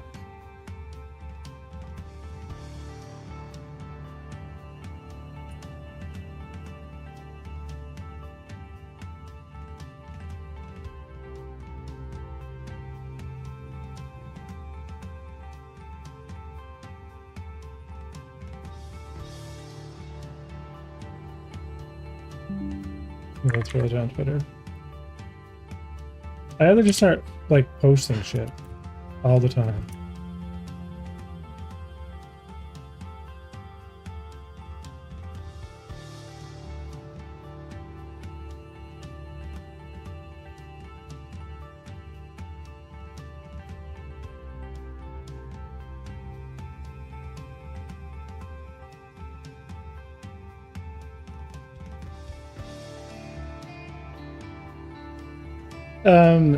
But imagine worm style like lobby fights as you run around to mess with others as you try to get resources for first planet and jump to the next before that one blows up. Oh, that'd be cool. And as a second sphere orbits you, it would like affect ballistics and all projectiles. Yeah, that'd be cool. That would so be hard but Godot. Just all the like if you're gonna simulate like real physics and stuff like that, that'd be kind of crazy.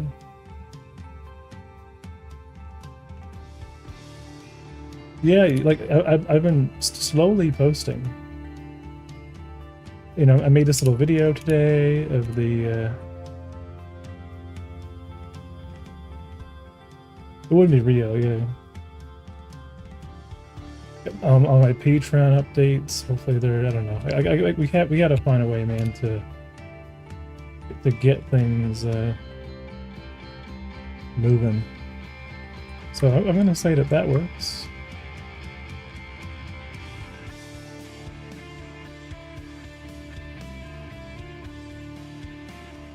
Fixing the camera movement getting out of the seat is actually working in multiplayer for some reason, but not in single player. Which we need to actually fix that. This actually works. I do actually... Monglo, do you have a settings UI? I'm assuming it'd be in... Like, do you have a C# generalized settings UI that just sets, like, standard, bog standard resolution... I don't know, something generic. But all gravity will be applied manually, of course, yeah. Nah, see, that's the next thing I need to create. Like, I need a settings UI for, like, turning off and on the different, like, world environment properties and setting the resolution and actually, like, saving it to a resource. Or, like, a JSON file. Actually, even the INI. Have you used the settings API? There's actually just a config file API, which literally just creates literally an INI file. And maybe when in Unity it just fills and binds UI elements from any instance class you send it. This is awesome. You may want to make something like Godot, but I haven't. Yeah, because it's gonna be a day, right? Like I'm gonna write off a day making a settings UI, but we do need one. Like we do need a settings. Fix VJoy disable when chat's closed.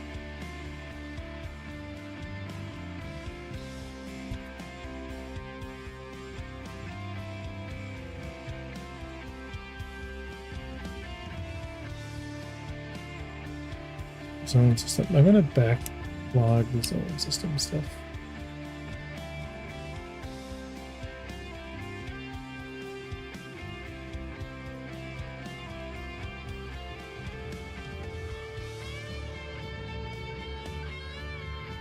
Camera for MFD tracking. Camera for MFD tracking? What existed in Unity for backup camera? Oh, a render texture for a camera. Oh, yeah, gotcha. That's actually, yeah, actually, I wouldn't mind doing that one. Let me add that to the sprint as well. Fix getting out of the seat. Yeah, why does that actually work?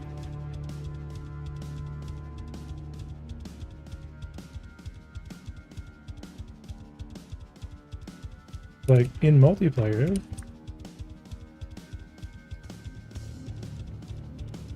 right? When I spawn the shipment and I get it, there is a bug that I introduced with the gravity system. The way that the player is disabled. This it's supposed to be like honoring the remote transform, and it's for some reason not honoring the remote transform. The player is supposed to have been set static before that happened, but maybe it's not going static.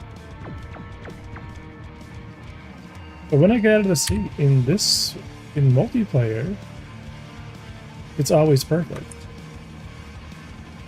As far as I'm aware. Other than that bug. Getting out of the seat, gracefully spins around. Which begs the question as to why, yeah, I think the character is not being disabled early enough. They're running the sit animation, then they're supposed to become disabled. Technically, they can be set static before the sit occurs. They should be locked, positioned, animated. But either way, it does guarantee, yeah, it is stable. And then in regular, that is not the case. Space Invaders may be a good learning game. Hey, Platinum buffs. Good old Space Invaders.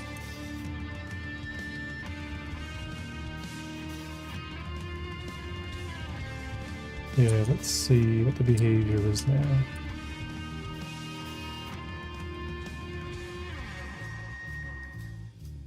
Because I think it's in the ordering.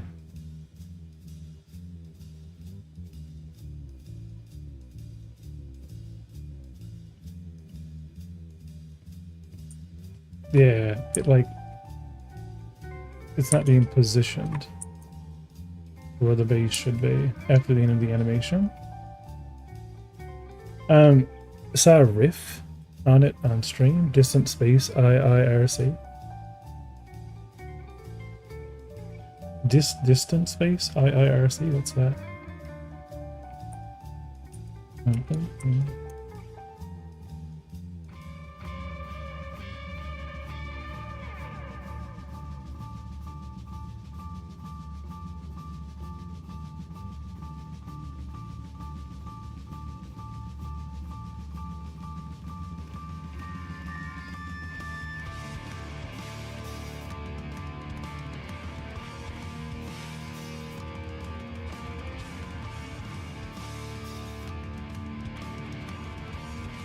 Yeah, we gotta fit the buggy in the, we gotta pull the wheels in on the buggy so we can actually put the buggy on the ship.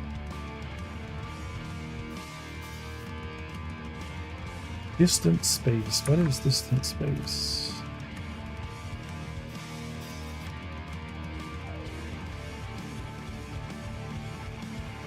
That is the cheapest game.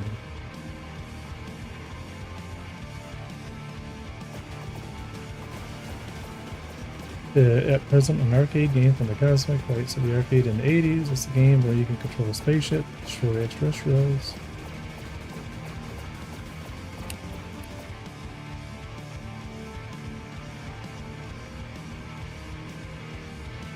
And there's Distant Space 2, which has a lot more contrast.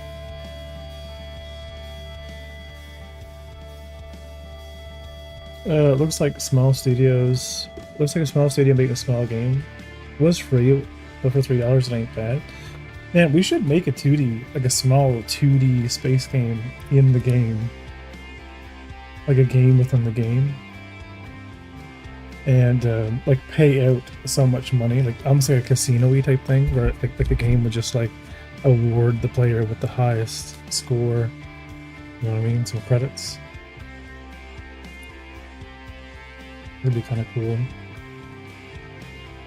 26 levels, 3 unique bosses, dynamic gameplay, pleasant music, complement, and style of game.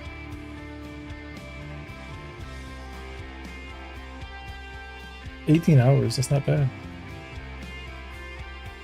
32 hours. It's great. I'd like to do like an arcade SH shmup. I had to check, and the cleanest UI settings thing I made code-wise is only mouse sensitivity, slider, line edit, gotcha. Yeah, like I wonder would it be worthwhile to do if like to create a universal one? Like, I mean that could be themed. You know what I mean? Like, just some standard C sharp. You know. But I like the old. I like side-scrolling shoot 'em ups. Like, what was that game? There was a game that came out for Dreamcast, not Dreamcast, Sega Saturn. It was a Sega Saturn side-scrolling space shooter. Was it Fantasy? No, it wasn't Fantasy Star. Oh man, what was it? It was amazing. It's from like back in the day. No, Danpachi. No, it wasn't Danpachi. It was literally the super cool side scroller. It's not Raiden DX.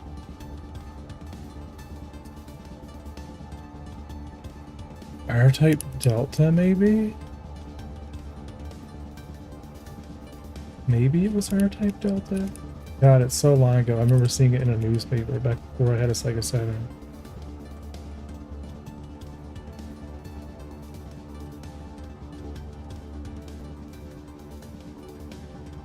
But it was super cool.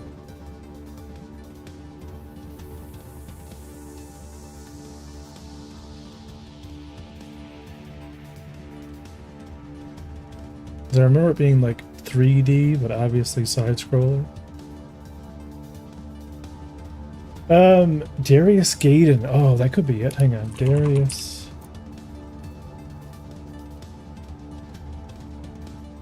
Is it Darius Gaiden?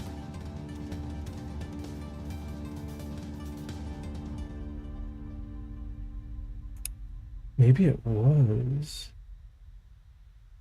Sega Saturn. Oh, I think it was.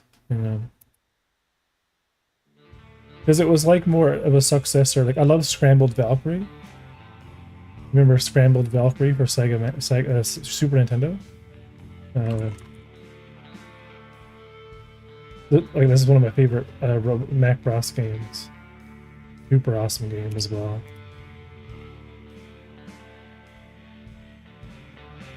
And depending on what mode you were in, like, it was different. It was either more defensive, more offensive. Great game for Super. You can get the the ROMs or whatever. I've beaten it pretty much on each one of the characters. Each character ship is a little bit different in behavior, but one of my favorite Super Nintendo games. But it would be fun. Like, it'd be a worthy squirrel to make a side scroller just to put into a 3D game. You could play it on your own, or you could play it in the game. But I always I found this to be pretty good. The power-ups were pretty good. It was hard, but not extremely unforgiving, But I think, was it? Yeah, I'm still not 100% sure if that was the game, but it was in one of my original Sega Saturn magazines. It was crazy 3D side-scrolling shooter. I'd like to do 3D so I can do seamless cutscenes.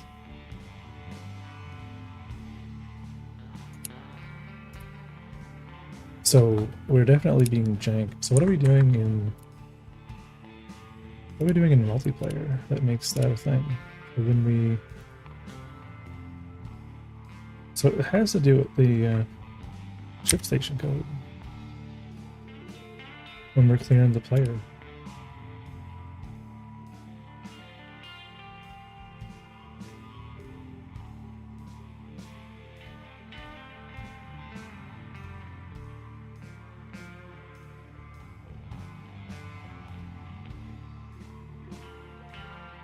Yeah, so it's whatever their unlock interface is doing.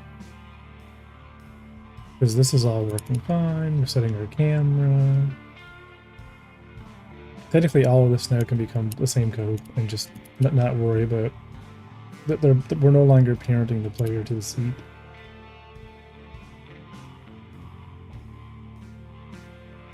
Yeah, so the question is, what is the difference between the player lock of the net player?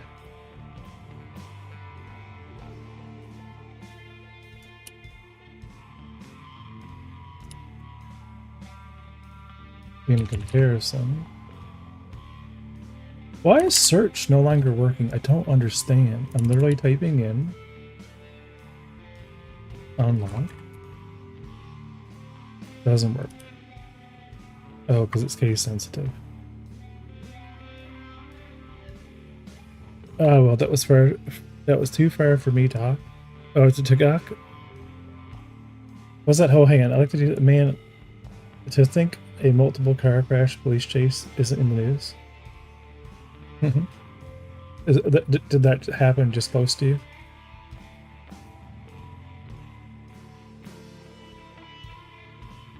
Can someone slap something in my YouTube chat and see if the chat's working? Oh no, it is working because uniform's there. Okay, we're good. Okay, yeah, thanks, Cynic. So what is the, yeah, let's compare these side by side to the unlock.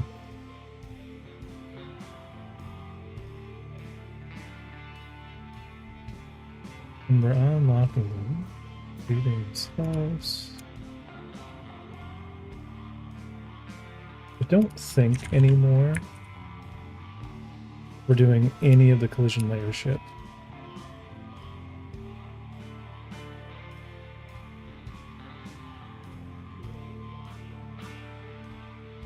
We are, yeah, so it's locked, so we can sleep mode.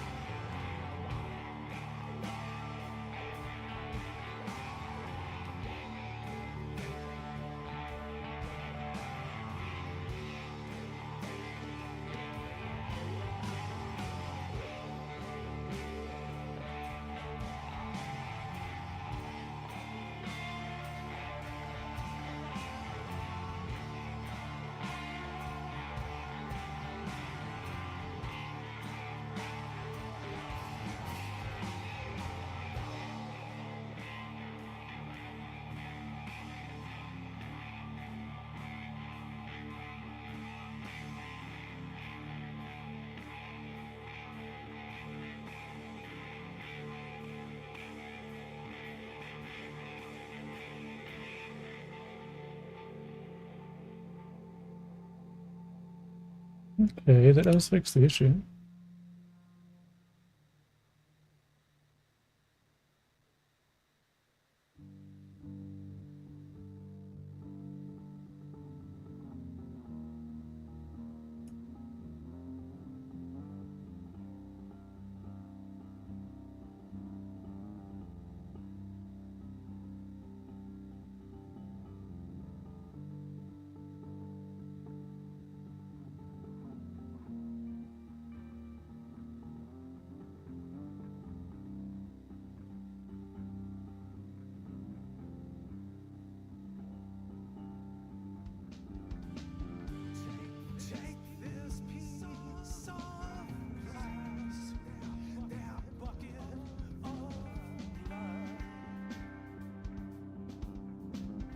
Yeah, I wonder if they should really be static instead of kinematic while they're in the ship.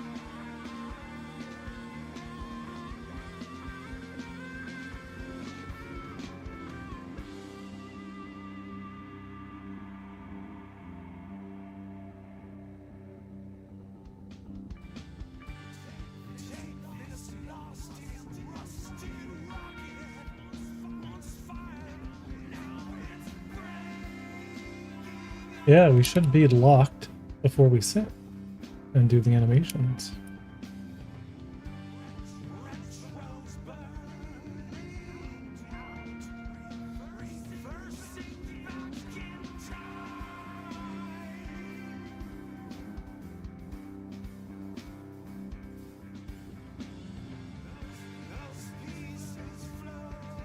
And then we go static.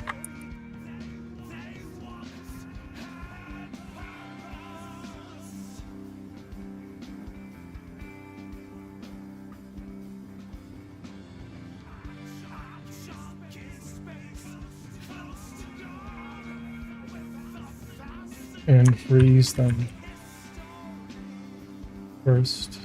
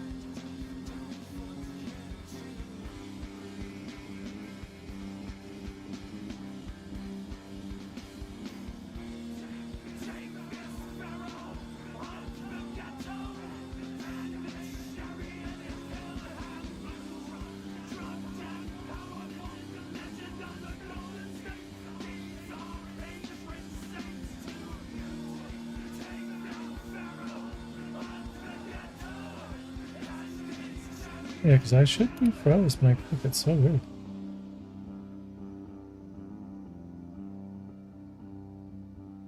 it's glitching.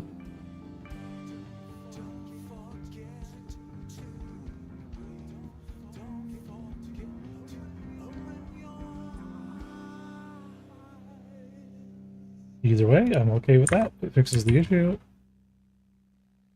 And doesn't seem to break it being static. You know, I think the players are actually set up to be static anyway by default when they're frozen.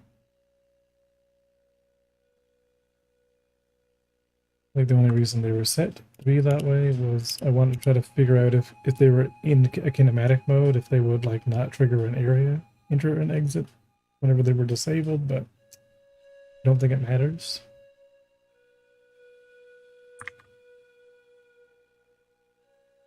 So we're going to call that fixed.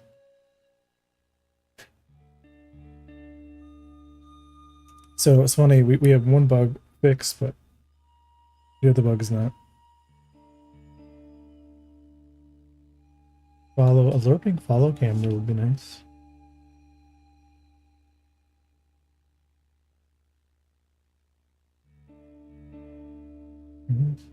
Fix VJoy disabling when chat's closed. I think it's because we're not listening.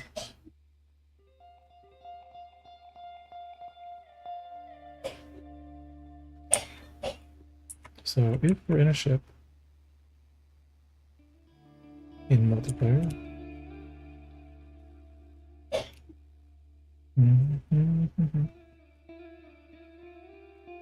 and we're chatting,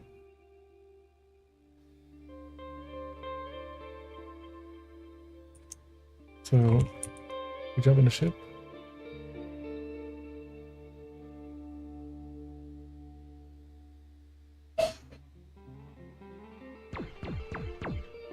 Okay.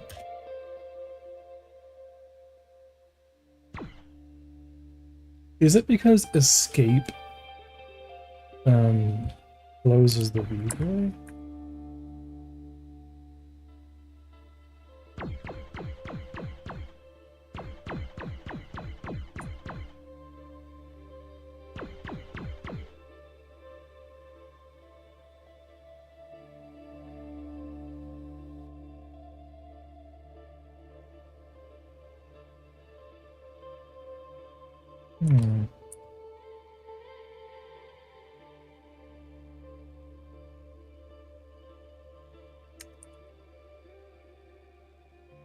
It's not like we're disabling the ship because we have the chat up.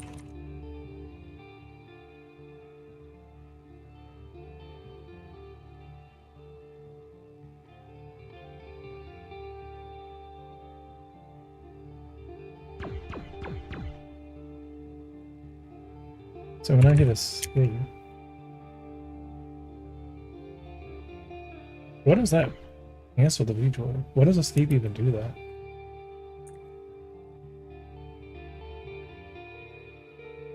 Shouldn't be listening.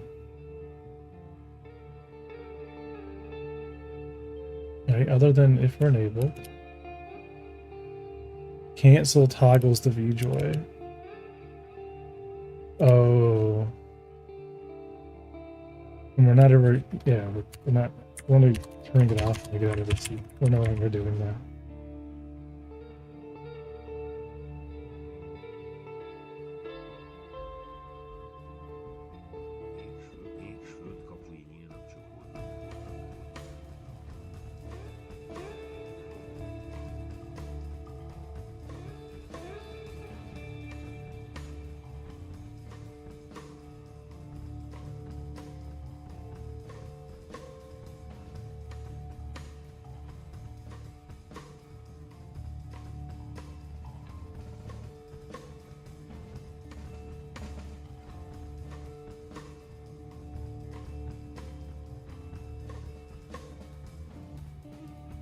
Are we using this anywhere? What are the references here?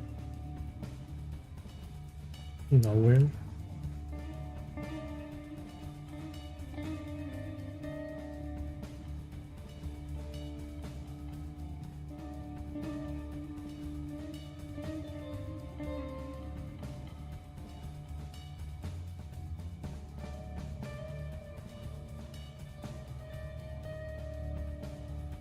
Yeah.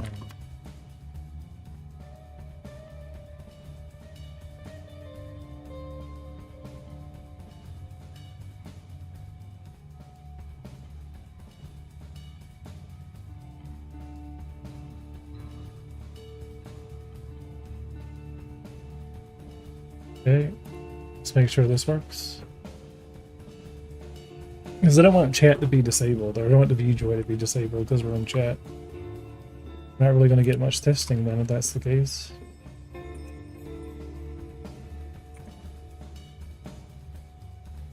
But we do need ship input to be disabled while we have chat up.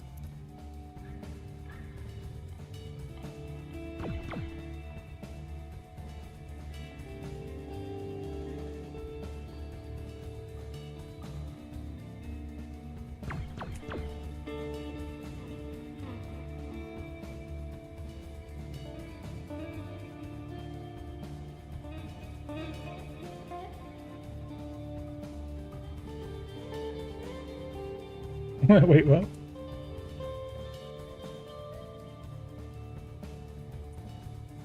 Oh, the gravity is correctly aligning the way, but it's not turned on. But the alignment's working. Gravity itself's not working. It's funny. This. Oh, the ship is probably not turning on. The display material doesn't exist. Okay. Well, I'm gonna call that done. The thrust limiter. The camera MFD. Yeah, happy with that. Chat Jeopardy.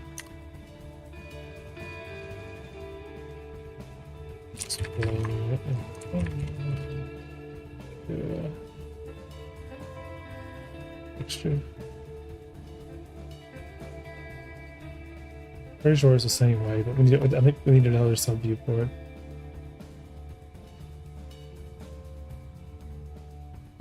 Create a viewport that'll render the cameras. Add another camera to the child of that viewport. Create a mesh instance 3D. Yeah, it's the same. It's exactly what I'm already doing.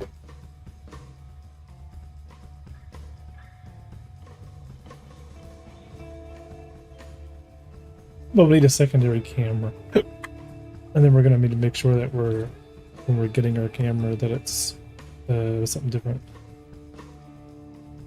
And that it's not active. Make sure we're not active camera.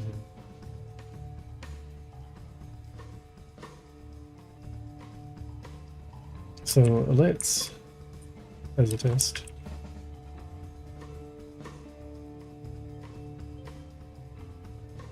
Add a child node, W camera.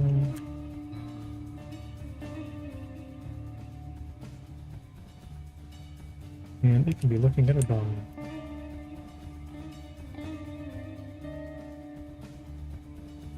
Good to me. Okay, so we have a camera. I'm gonna call this chip camera for now.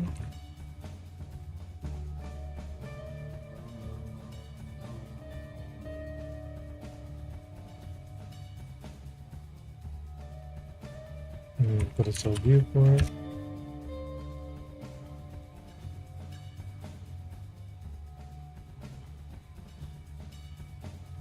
Maybe we'll do like a whole node 3D.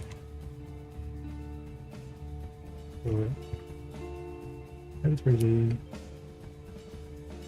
Oh, shit.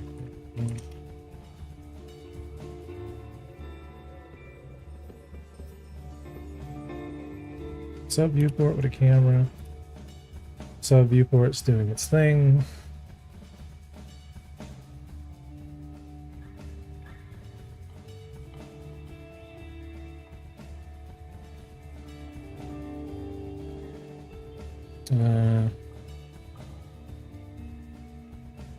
So in this ship camera,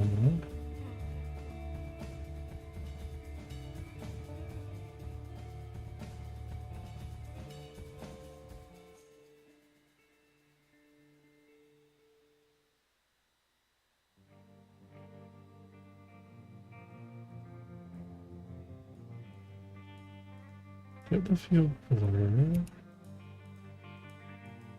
Discord DM. Do what? Oh, okay, we'll take a look at that on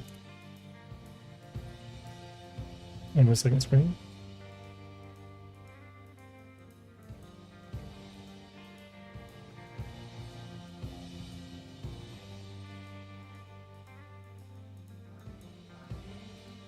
What is that? Oh, you're out of paste.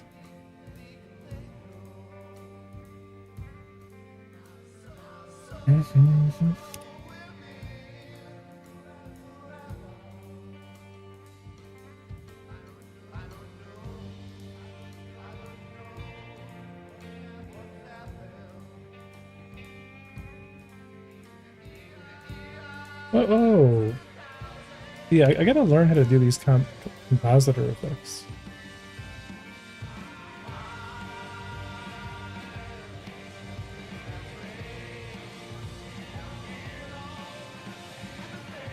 So if I could turn my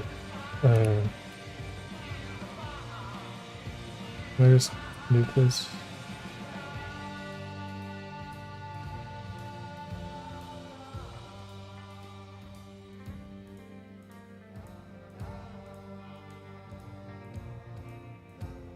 Oh crap! How does that look? Crazy.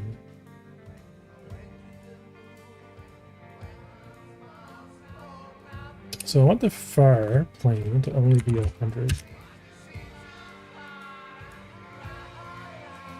I only want to see the... I don't know why our background is still the skybox.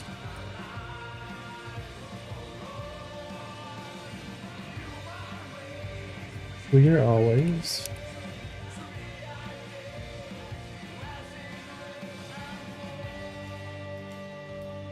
Transparent. Ah, transparent background. It is actually cleared. Okay.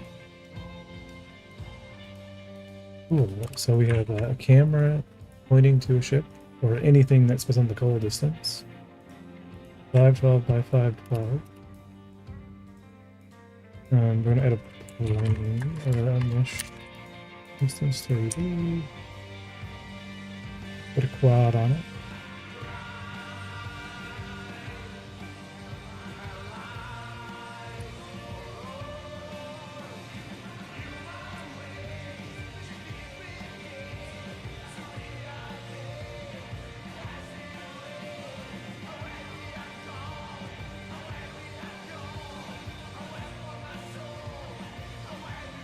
Yeah, but the camera is not,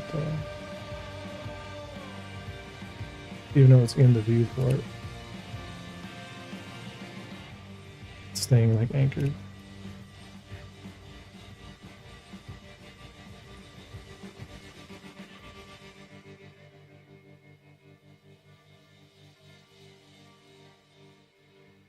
Camera.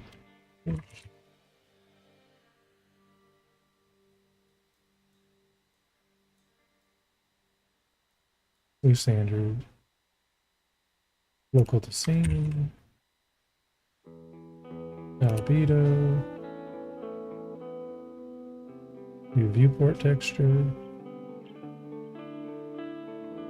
Can activate a remote viewport on this resource because it is not set. I did that.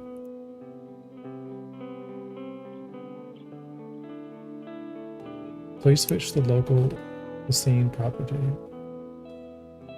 Please switch local to scene property on it at all resources containing up to the node. Oh. The ships really wouldn't be unique in the hierarchy. I mean, I guess they kind of.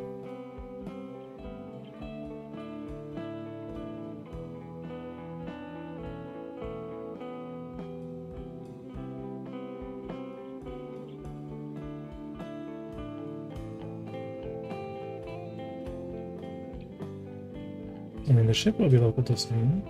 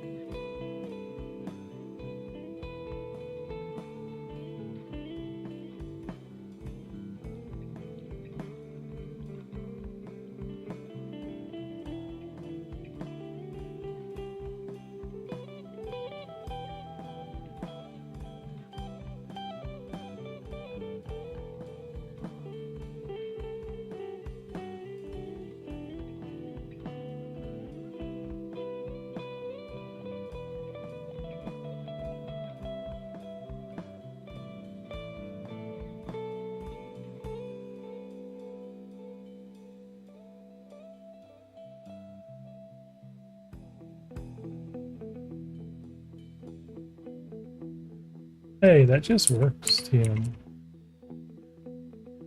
Why does that work now? What, right? What is this path? Let me turn on alpha.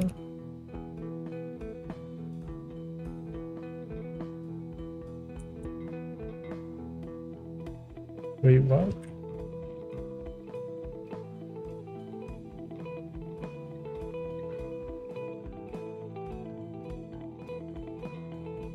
Let me spawn the ship in and take a look at that camera.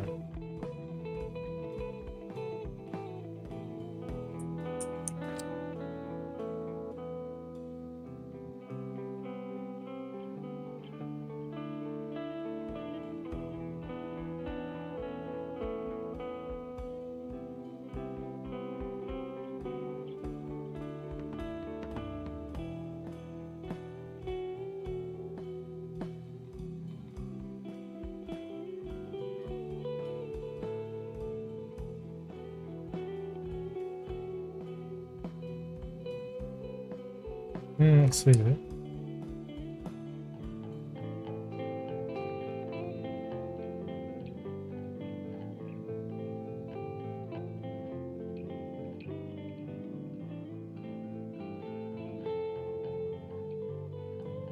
Oh, it's kind of in the ground.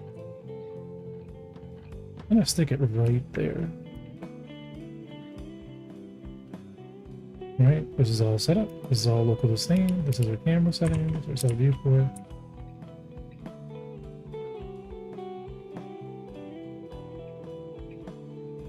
I'm curious if we can, if I don't need the code anymore, maybe it works. Maybe the path, do the path reference for the render texture just works, team.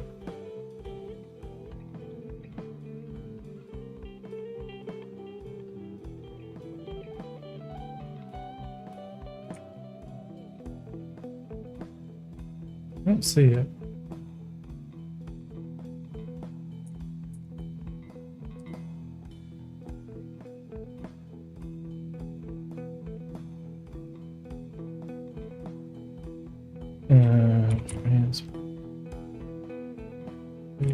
Transport ship.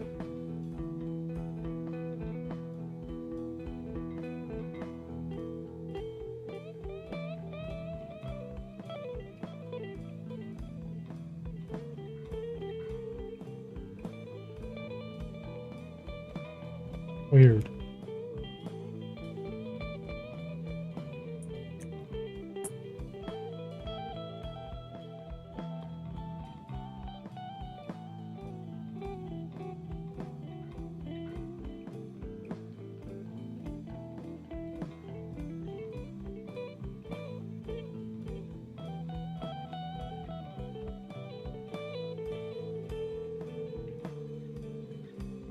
I mean, it's not where it was.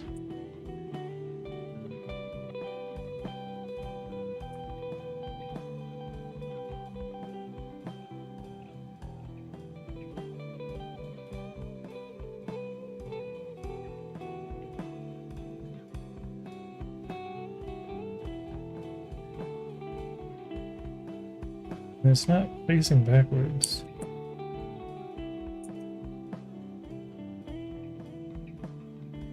Oh.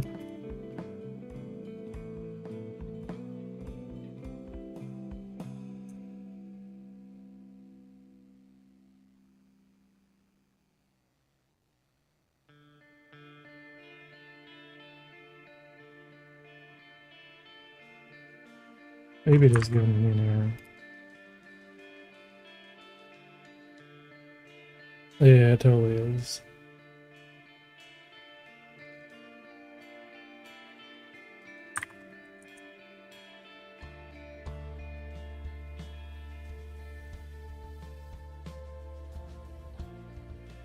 You found more damage.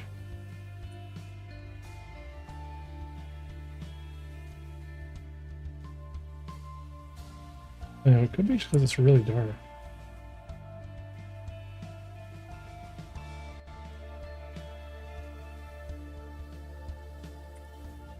Let me bring this thing in the station.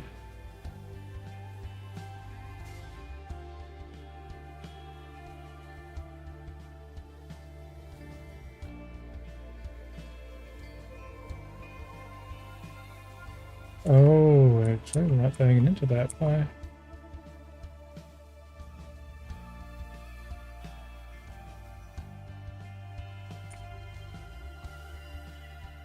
So here, hanger.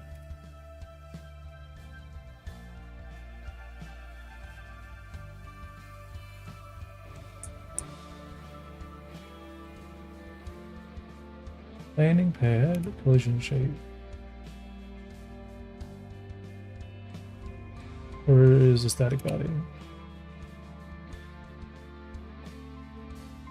Yeah, we want to be on chips and chip components.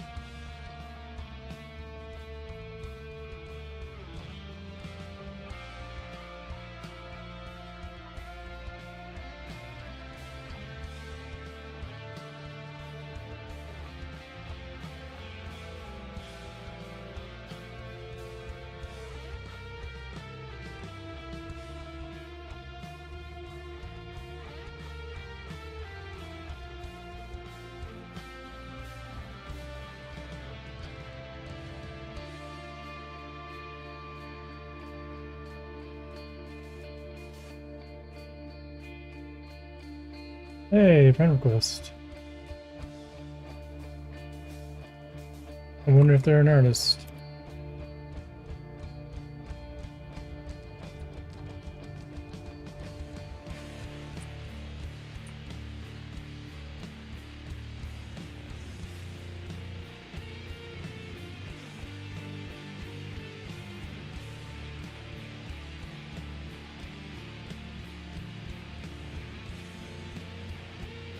Yeah, now we need to actually get the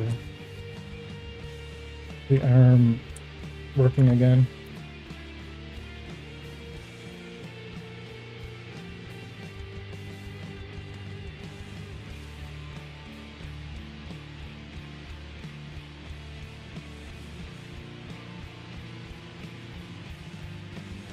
Yeah, so it should be masking too.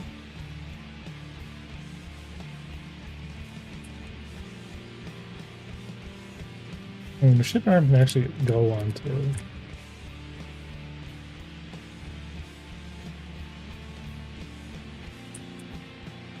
The hanger gravity could be affecting everyone.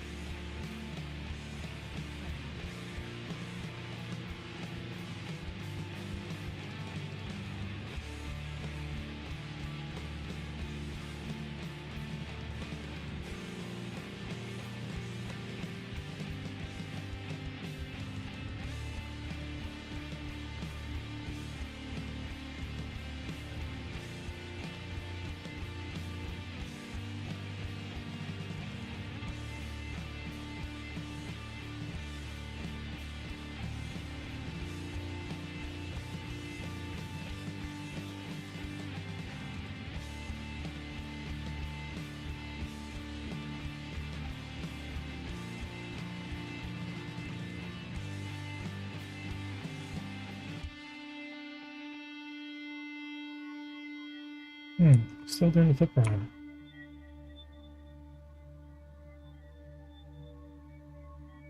Anyway, that fixes the mag area. What about components? Yep, components are working.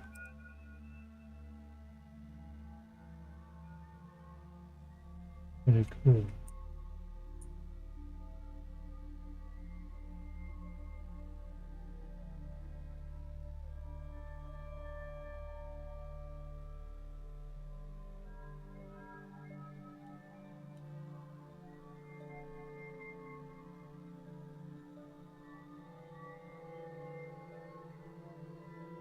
Yeah, I gotta make it so that the raycast actually goes through the ship hull. So that the ray, like, we can't, yeah, because we don't need to. That's the issue. We do actually technically need to target ship hull when we're like grabbing it to bring ourselves in, but when we're actually working on taking off components, we don't want to interact with it. So we need to kind of like situationally be able to raycast in through the like the body mesh. That said, when we're on the arm, we could disable the body mesh on the exterior. We could actually just disable shields and the body mesh when the ship is at import. Yeah, actually, yeah, that makes sense. For now. Body, colliding, and shield colliding. Moving again. For easy swapping of component. That'll make it a lot easier. I did the iVehicle interface, that's done.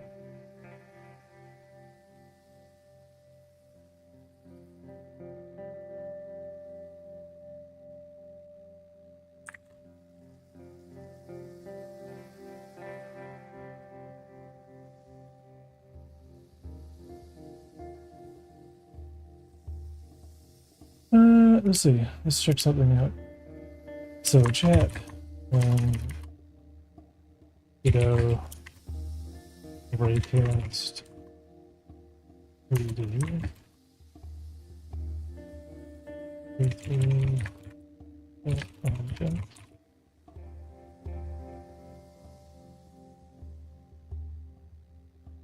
Right, so the default raycast stops the first object that it hits. You can make it detect multiple objects along a path using a direct space state in this intersect ray or intersect point method. Yeah, so we could. I don't know what our cost would be of doing this, even if you're only doing a couple of hits.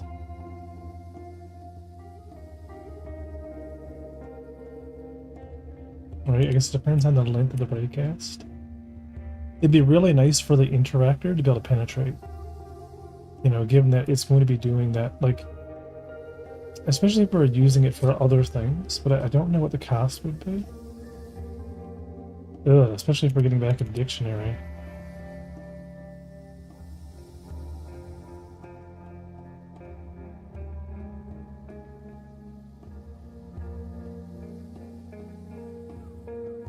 We have a direct space. Wait, this sense, any bonus thing.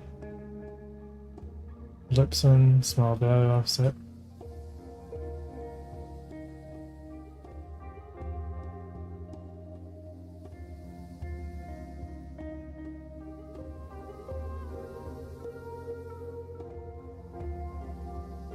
Yeah, could this be an array?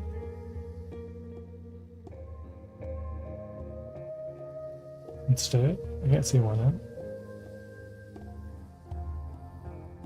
Yeah, I guess it depends on what the ray result is. What is the intersect ray of the space state?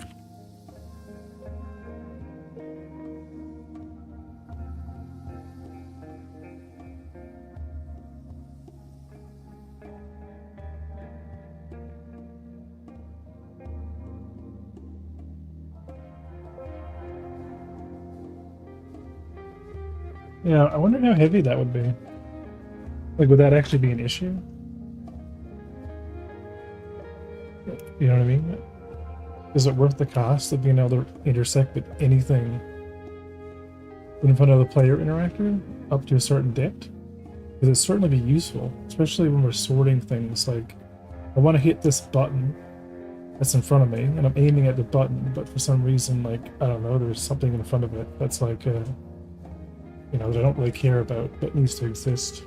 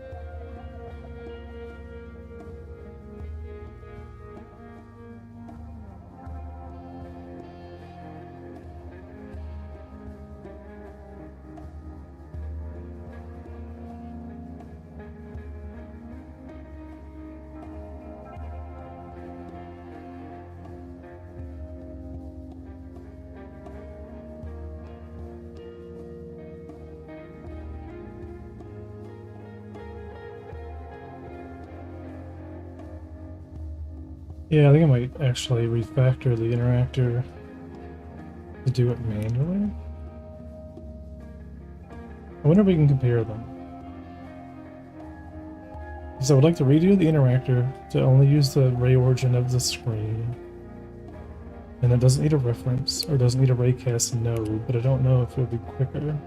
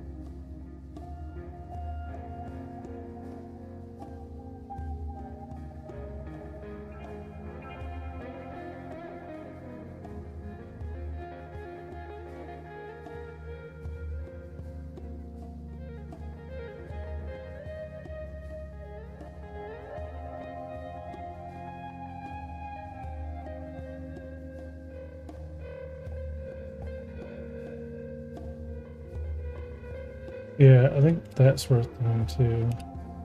Refactor. Player raycast.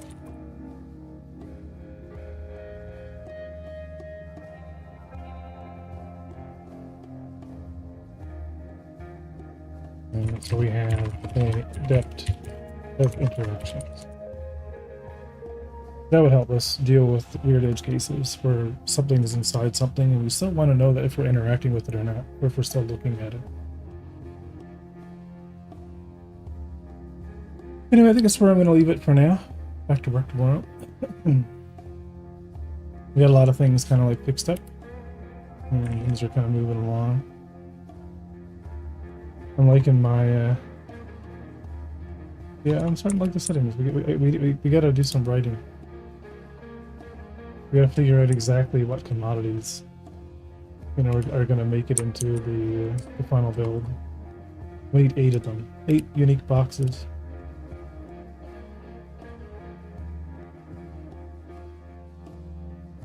And hopefully I didn't break anything else. More than likely I did, but we'll find out. Anyway, I'm gonna end it here on the YouTube, and we're gonna go raid someone.